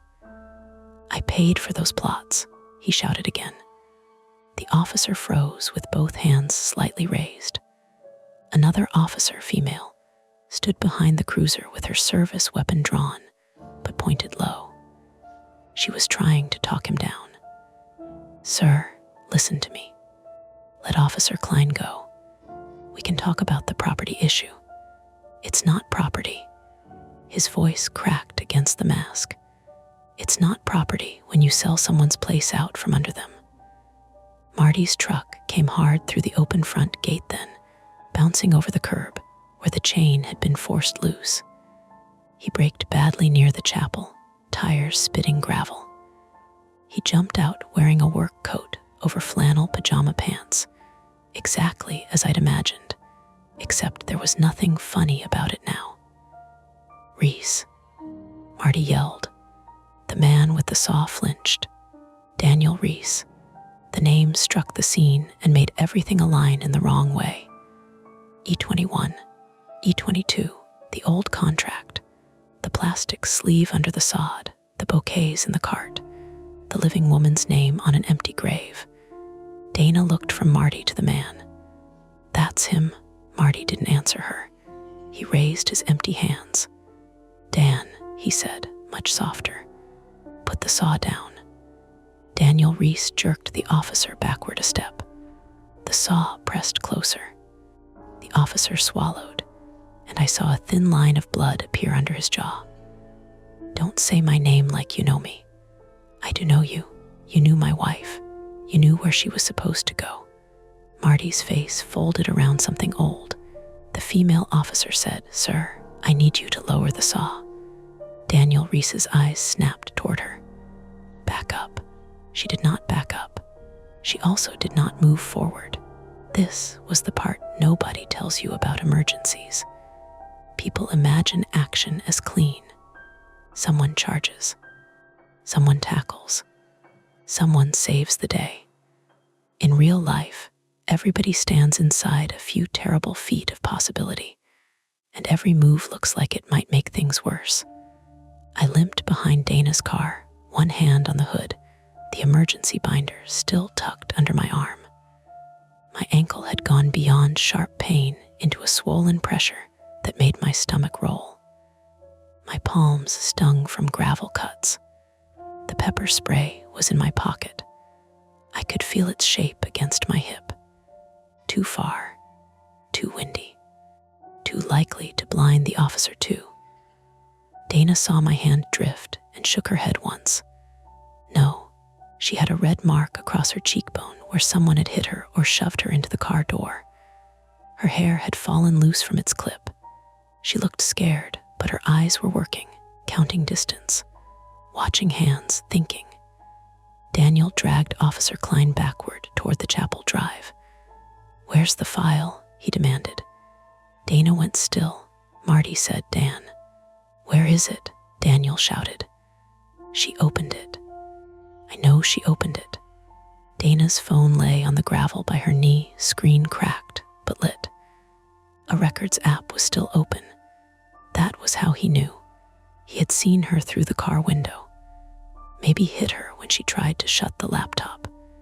Maybe she had shouted when she recognized his name. I don't have a file, Dana said carefully. Daniel laughed once. A terrible, dry sound behind the respirator. You all lie the same way. I have notes, she said, not the original paper. I buried it. My hand tightened on the binder. The plastic sleeve at E22. Daniel's gaze flicked to me. You found it. Nobody moved. You dug it up, he said. I saw it. I said, I didn't take it. You looked. Yes. He shook the officer slightly, and Klein made a small, choked sound. That was mine. That was my proof. Marty took a step forward. Daniel screamed, Don't. Marty stopped. The female officer's nameplate caught the cruiser lights, Alvarez. She shifted her stance, weapon still low, voice steady. Daniel, I'm Officer Alvarez. I understand you feel cheated. Hurting him will not fix the plot transfer. They already fixed it. Daniel's laugh came again, worse this time. Fixed it clean. Canceled contract. Non-payment. Resold. New family. Fresh paperwork. My wife gets pushed out like a bad invoice. Marty closed his eyes briefly. I saw it. So did Dana. Marty, she said, barely above a whisper. What happened? He did not look at her. His wife died before the balance was paid. Daniel's face twisted. Margaret died after you told me I could pay in installments. You missed 8 months. I was paying hospital bills. Marty's voice hardened, but not from cruelty. From fear that if he softened too much, Daniel would pull all of us under. I argued for you. You watched them sell it. I didn't have authority. You had keys. That landed. The north gate. The maintenance barn. The office cabinet. Daniel looked at me. He always had keys. Marty's mouth opened, closed. Dana's face changed. Not surprise exactly. More like a door opening on a hallway she had always suspected was there. Marty, she said, did you give him access? Marty stared at Daniel. I gave him an hour. The words came out scraped raw. He came to me last year, Marty said. After the cancellation. After the resale. He wanted to stand where Margaret was supposed to be. I led him through the north gate one Sunday before dawn. That's all. Daniel snarled. You said they'd fix it. I said I'd ask. You said they'd fix it. No, Dan, I didn't. For a second, I thought Daniel might break. His eyes watered above the respirator. The saw dipped a fraction. Then police radio chatter burst from Alvarez's shoulder. Daniel startled and yanked Klein backward. The saw cut deeper. Klein gasped. Alvarez raised her weapon. Everything tightened. Dana screamed, Wait. Not at Daniel, at Alvarez. It worked only because it was unexpected. Alvarez held fire. Daniel froze. Klein's hands trembled in the air. Dana pushed herself up using the car door, swaying once. Daniel, Helen Whitcomb didn't steal Margaret's grave. Don't say my wife's name. She didn't, Dana said, and her voice shook but stayed clear. The sale happened through the cemetery office. The Whitcombs probably don't know anything about the earlier contract. They accepted flowers. No.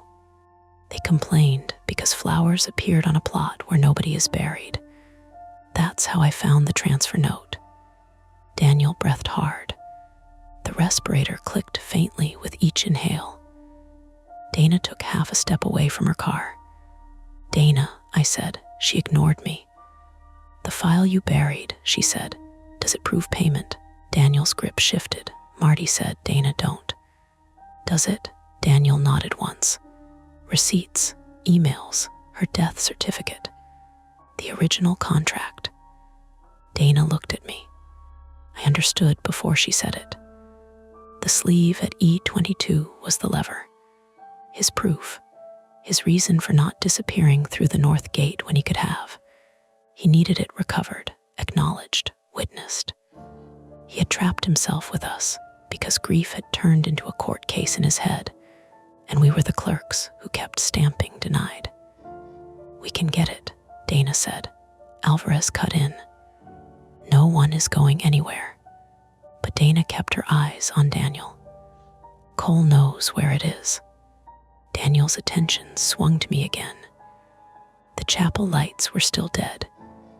The expansion plots were 300 yards behind the chapel, past Section H across the swale. My ankle throbbed at the thought of it. Daniel said, "Bring it." "No," Alvarez said. He pressed the saw. Klein made a strangled noise. "Bring it." Alvarez looked at me for the first time as if I were more than another civilian in the mess. "Can you walk?" "Not well." "Don't go alone," Marty said. "I'll go." Daniel barked, not him. His hatred for Marty was too hot. "Too personal," Dana said. "I'll go with Cole." "No," I said. "You can't run and you might fall. I can hold the light." "You were just hit, I'm aware." Officer Alvarez measured us all. Then she made a decision that looked like it cost her. "Fine. You two retrieve the document. Slow. Hands visible, Mr. Reese. If that blade moves again, this changes." Daniel gave no sign he heard her, but the saw stopped pressing. That was how Dana and I went back into the cemetery. Not because it was smart, because every other option had a throat under a saw. We moved past the chapel, into the dark rows, with my flashlight in Dana's hand and the emergency binder under my arm. She walked on my right so I could lean on her shoulder when the ground dipped. Neither of us spoke for the first 50 yards. Behind us, the cruiser lights pulsed against the chapel windows. Ahead, the empty expansion lots waited in the dark. "You okay?" I asked. "No," she said. "You?" "No. Good. Honest." My ankle slipped on wet grass. Pain shot up my leg, and I grabbed her coat sleeve hard enough to twist the fabric. She steadied me. "Slow down. Klein doesn't have slow. Klein doesn't have you breaking your other leg either." That was Dana. Even terrified, she made room for irritation. It helped more than comfort would have. We crossed Section H. The deer's torn orange snow fencing had snagged around a veteran's bronze marker, fluttering softly in the wind. The solar lantern blinked red near the child's grave. Red, red, red. Normal things made strange by context. At the drainage swale, Dana shone the light low. "There," I said. "Plot E22. The cut sod looked smaller now. Less dramatic. Just a flap of grass lifted in a field. I knelt badly, biting back a sound as my ankle folded beneath me. Dana crouched beside me and held the beam steady. I used 2 fingers to lift the turf. The plastic sleeve was still there. I pulled it free.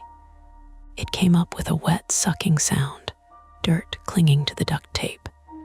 Inside were folded papers and a photograph pressed against the clear plastic. A woman in a hospital bed, thin-faced but smiling, with Daniel Reese beside her holding up a cemetery brochure like it was a promise. Dana looked away first. "Don't open it," she said. "Just bring it." I wiped mud off the sleeve with my jacket. That was when headlights swept across the north fence. Not police. Too high. Moving fast along the township road. The old Cushman cart burst through the north gate. Daniel had not been alone. For half a second, my mind refused it. Daniel was at the front entrance with Officer Klein. Daniel could not also be driving the cart. Then the cart's amber beacon flashed, and I saw a different figure behind the wheel, smaller, hood tight, face hidden by a white respirator mask. The cart bounced over the maintenance path and turned toward us. Dana grabbed my arm. "Move," I tried. My ankle failed. I went down on my side, the plastic sleeve clutched to my chest. The cart came across the open expansion section with its headlights off, engine rattling, black bouquets jumping in the rear bed. It was not going fast like a car, maybe 15 miles an hour, but on foot, injured in open grass, it was fast enough.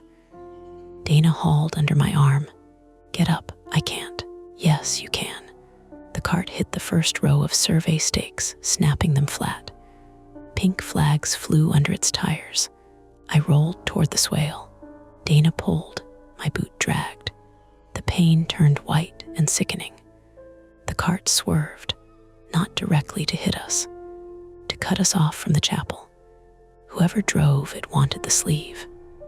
"Run," shouted at Dana. She didn't. She hooked both hands into my jacket and dragged me backward down the slope of the drainage swale.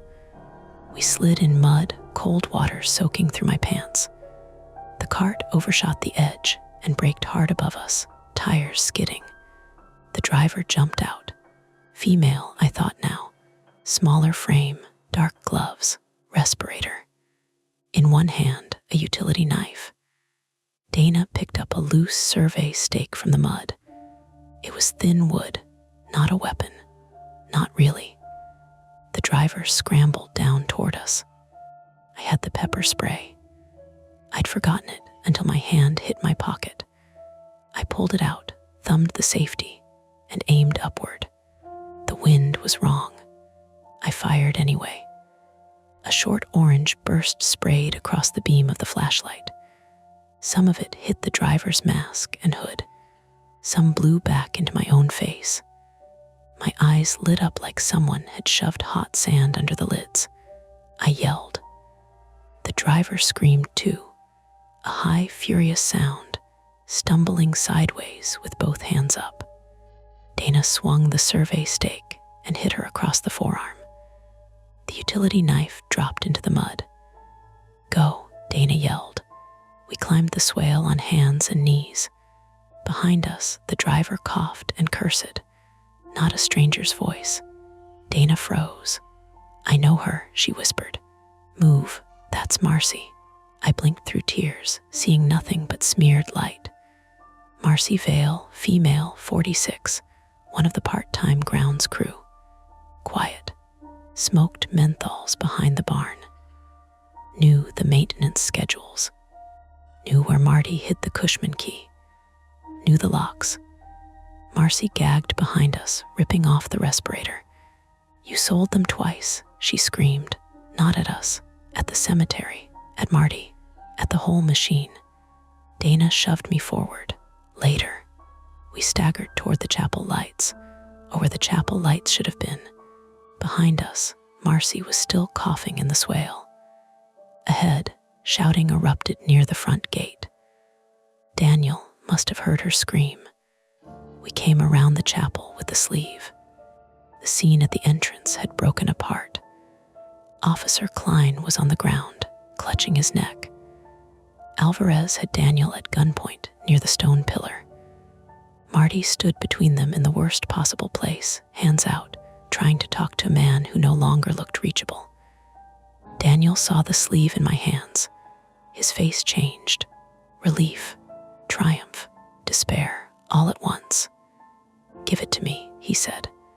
Alvarez shouted, "Do not move." Daniel moved anyway. Not toward Klein, toward me. Marty stepped into his path.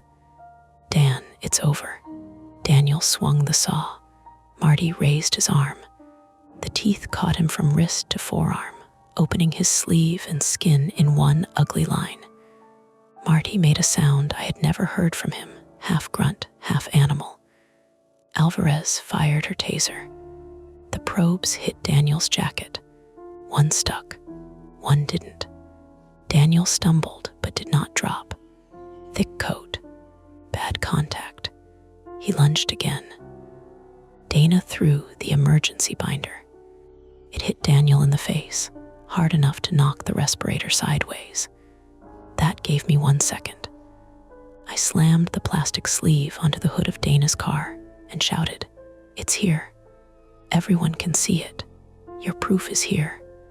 Daniel stopped with the saw raised, not because I was persuasive, because the photograph had slid inside the sleeve, visible under the muddy plastic. Margaret Reese in the hospital bed, smiling with the brochure. Daniel stared at it like the entire night had narrowed to that one image. Marty dropped to one knee, blood running off his hand onto the gravel. Daniel lowered the saw. Alvarez hit him from the side with everything she had. Not graceful, not cinematic. She drove him into the stone pillar shoulder first. The saw clattered away. Klein, bleeding and pale, crawled over and kicked it farther across the gravel. Daniel fought for maybe 3 seconds. Then he folded, not unconscious, not calm, just empty. Alvarez cuffed him face down on the drive while he sobbed into the gravel, saying Margaret's name over and over until the syllables stopped sounding like a name. Marcy tried to run from the swale when the second cruiser arrived. She made it as far as the maintenance path before pepper spray, mud, and panic put her on her hands and knees. The officers found the utility knife near E22, the bouquets in the cart, the stolen gate keys in her coat, and a cheap prepaid phone with the office number in its call history. The conflict ended in pieces, not with one clean moment. Klein sat against Dana's car while an officer pressed gauze to his neck. Marty leaned against the front pillar, his arm wrapped in towels Helen had packed in his truck for reasons only Helen would know. Dana kept touching her cheek like she expected her face to have changed shape. I sat on the wet gravel because standing was no longer available to me. The DVR survived on battery long enough for Alvarez to have another officer pull it. The plastic sleeve went into an evidence bag. The bouquets stayed in the cart, black ribbons fluttering whenever the wind pushed through the open gate. Daniel Reese was put in the back of a cruiser. Before they shut the door, he looked at me. His eyes were red, wet, and terribly ordinary. "You would have looked too," he said. I didn't answer, because he was right, and that felt like its own kind of injury. By sunrise, Maple Ridge looked like a place that had been pretending all night. The grass glittered with frost. The flags in the expansion section fluttered pink and harmless. The chapel windows caught a thin wash of gold, and the front sign, with its carved doves and polished letters, looked exactly like the kind of sign a grieving family would trust. Even the tire tracks by the north gate seemed smaller in daylight. Messy, yes. Embarrassing. Something for grounds maintenance to fix before a service. Not like a map of how close people had come to dying. I sat on the rear bumper of an ambulance with a blanket around my shoulders and one boot cut off my foot. That bothered me more than it should have. The boot was old, cracked at the toe, cheap enough that replacing it wouldn't ruin me. But watching the EMT slice through the laces and leather felt personal. Like the night had taken inventory and decided it wasn't done collecting. The EMT, a woman named Rachel Mora, 29, female, had calm brown eyes and the brisk gentleness of someone who had learned not to ask every question with her face. She pressed 2 fingers along the outside of my ankle and said, "Tell me if this spikes." It already spiked. I mean more than that. It's got levels. Everything has levels. She rotated my foot half an inch. I hissed and grabbed the bumper. There it is, she said. Across the drive, Dana sat in the back of another ambulance, while a second EMT cleaned the cut on her cheek. The swelling had started to rise under her eye, purple at the edge, red nearer the cheekbone. She kept trying to hold her cracked phone, while the EMT kept moving it away from her. You can text later, he told her. I'm not texting. I'm documenting. You can document later. I work in administration. That is what we say right before everything gets lost. The EMT looked at Officer Alvarez for help. Alvarez, 38, female, stood near the cruiser with one sleeve rolled up and a field dressing taped across a scrape on her forearm. She had the worn, focused look of a person running on training and bad coffee. Ms. Bell, she said, your phone is evidence adjacent at this point. Please stop touching it. Dana stared at her.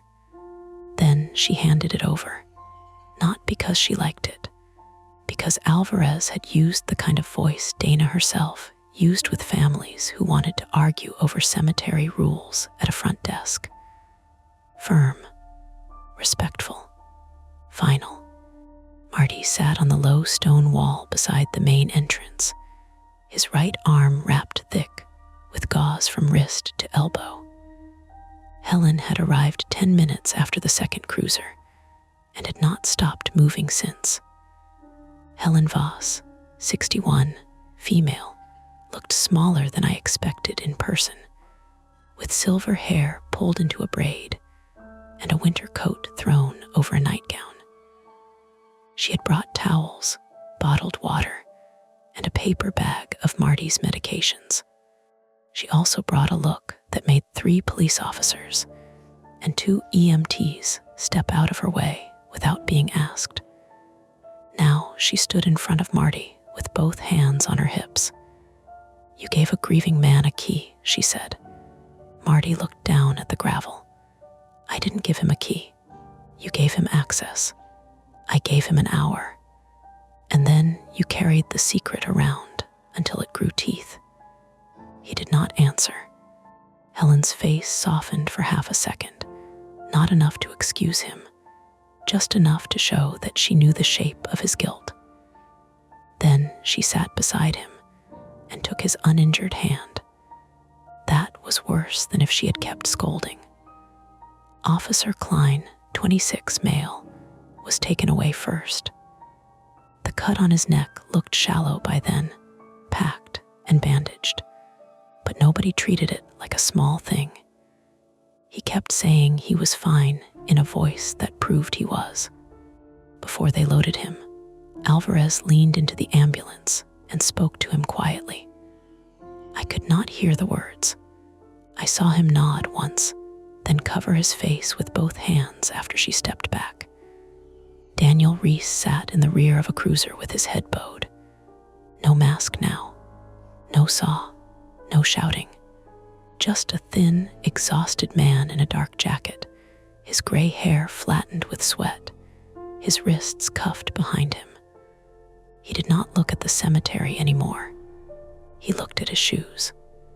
Every so often his shoulders hitched, not dramatically, not like a confession in a courtroom, but like his body had been running on one idea for so long that it no longer knew what to do without it. Marcy Vale sat in a separate cruiser. She looked angrier than Daniel. That was the thing I remember. Daniel looked emptied out. Marcy looked cheated. She had a towel over her eyes from the pepper spray and mud on one side of her face.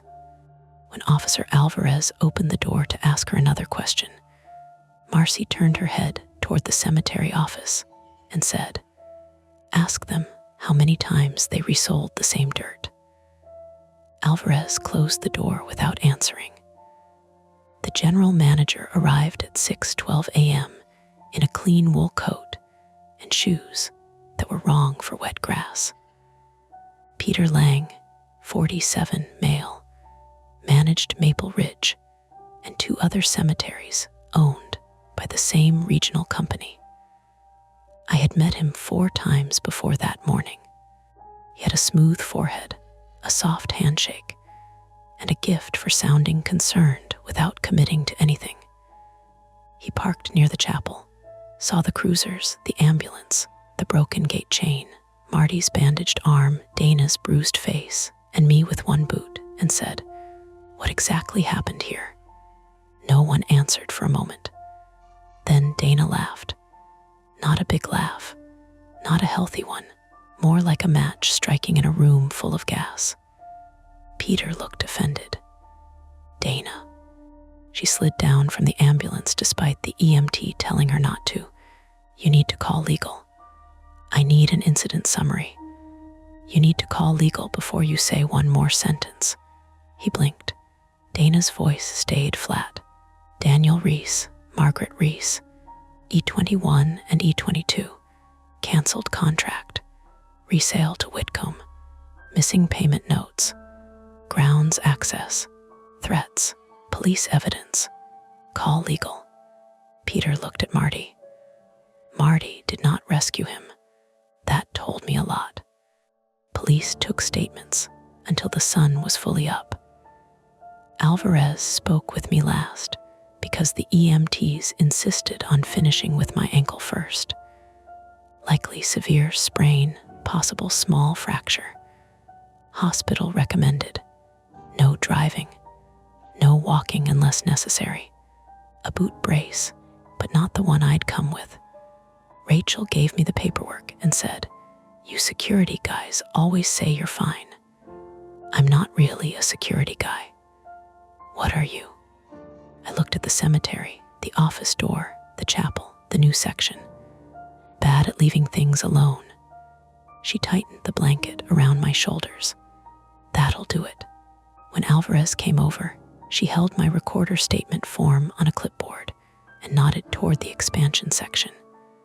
"You understand you contaminated part of that scene?" "Yes." "You also preserved the document sleeve, kept eyes on the suspects, and helped to escalate a hostage situation. All of those can be true at once." That was generous, maybe accurate, maybe both. "I should have called from the office and stayed there," I said. "Yes," she said, "no comfort, no lecture, just yes." I liked her for it. Dana came over while Alvarez was finishing, 1 hand pressed lightly near the bandage on her cheek.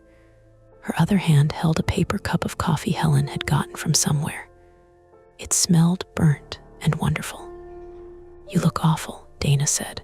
"You're very kind. You also owe me a phone." I didn't crack it.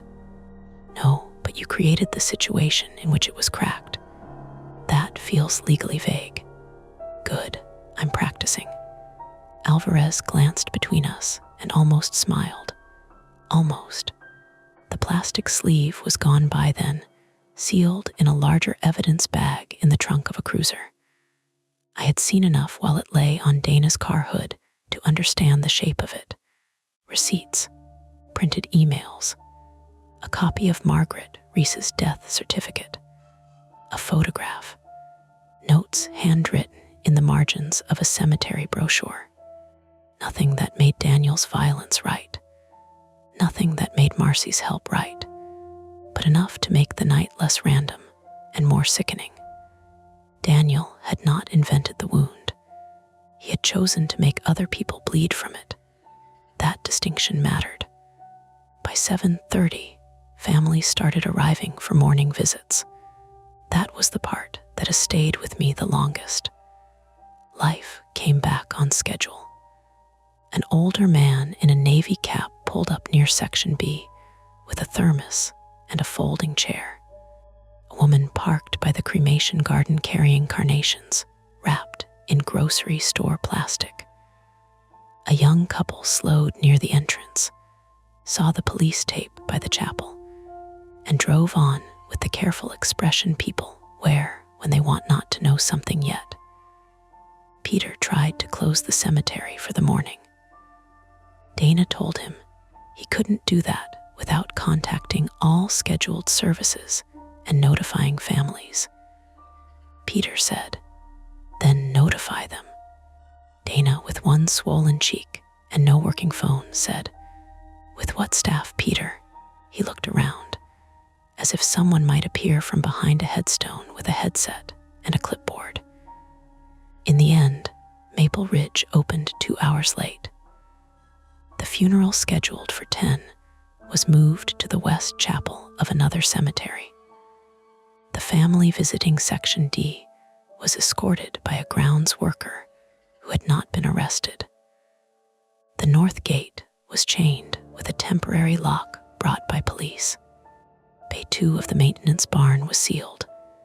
The chapel office smelled like damp carpet and coffee, and the DVR tower was unplugged, tagged, and gone. I was taken to urgent care by Helen. Not Marty, Helen. She helped me into the passenger seat of her Subaru like I was both breakable and annoying. Before closing the door, she said, You tell them everything hurts. Men underreport and then limp forever. Yes, ma'am.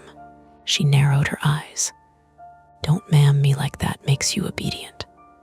At urgent care, they X-rayed my ankle and found a small avulsion fracture, which sounded worse than it felt, until the doctor explained that a ligament had pulled off a tiny chip of bone.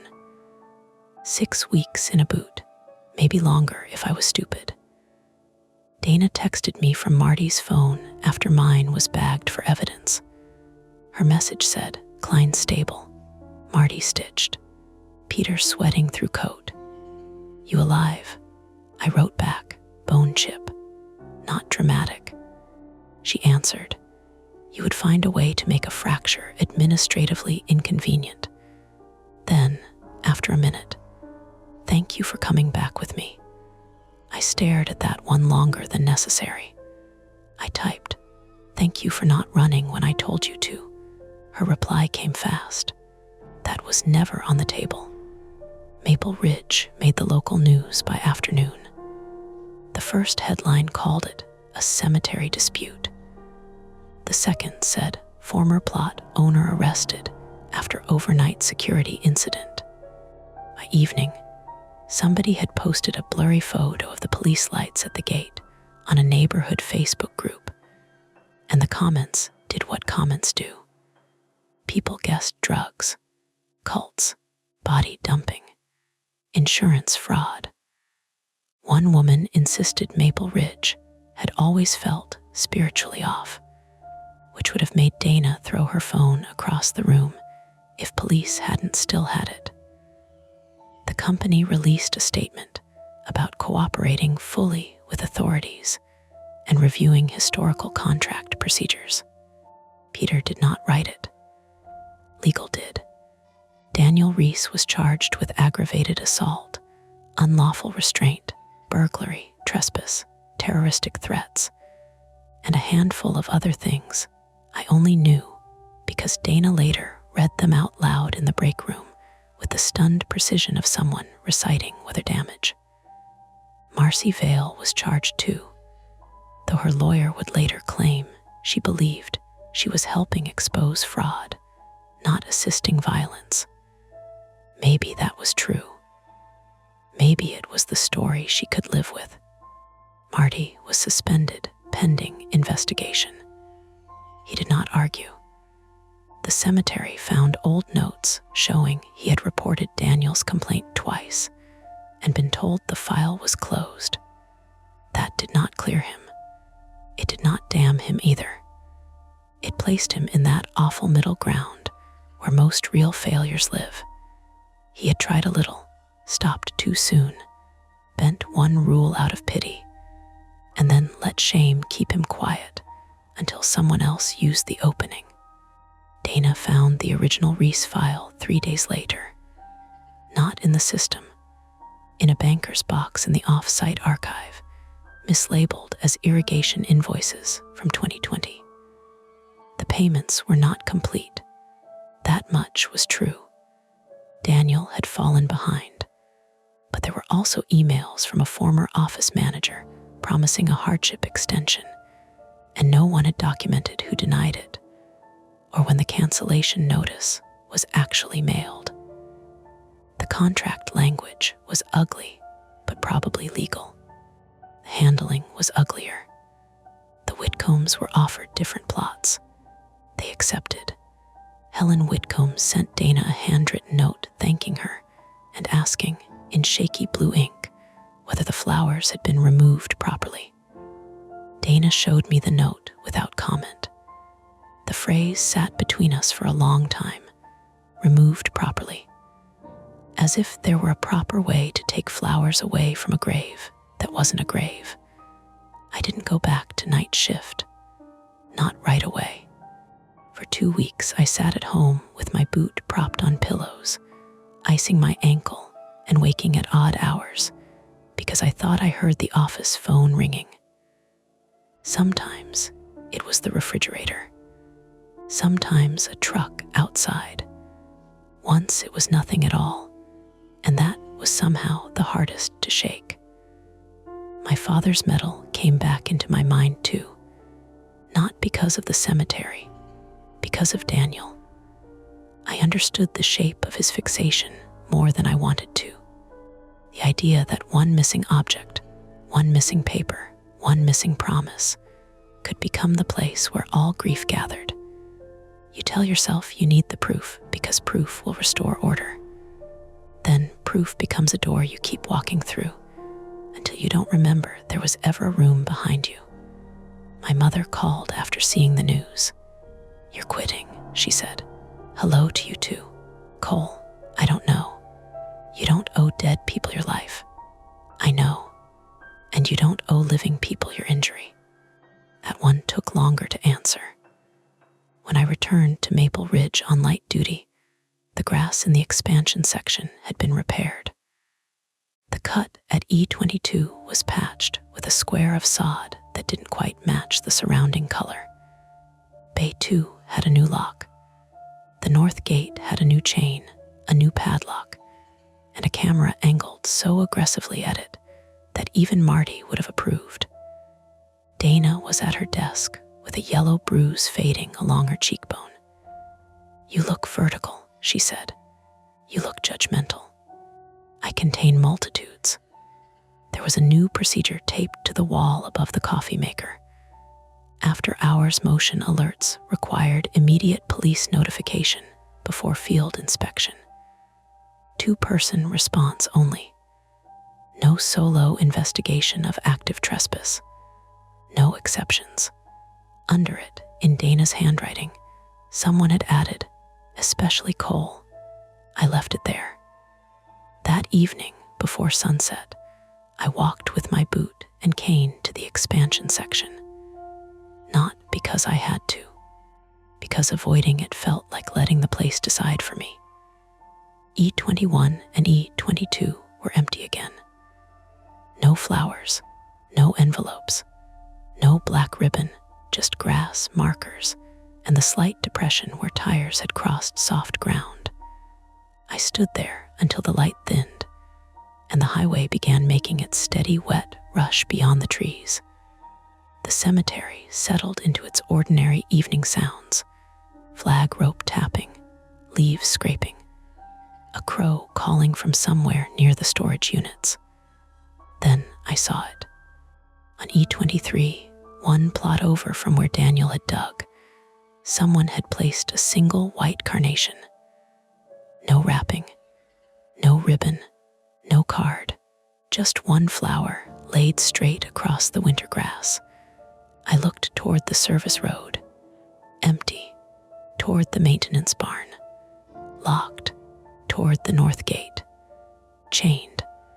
I took out my phone, photographed the carnation, and sent it to Dana and Officer Alvarez. Then I stepped back onto the road and waited there, exactly where procedure said I should, while the cemetery darkened around me by degrees. The flower did not move. Nothing came out of the trees. No phone rang. After 10 minutes, Dana arrived with the incident log and 2 cups of coffee. She stood beside me without asking whether I was okay. Together, we watched the empty plot until the first police cruiser turned in through the front gate. And neither of us said what we were both thinking, that sometimes the scariest part isn't finding out who left the flowers. Sometimes it's realizing how many people might have had a reason. That's it for this nightmare. If you enjoyed it, please like the video, subscribe to Mia Horror Stories, and turn on notifications. It really helps keep the stories alive. And don't stop here. Dive into another one of our videos and keep the fear going.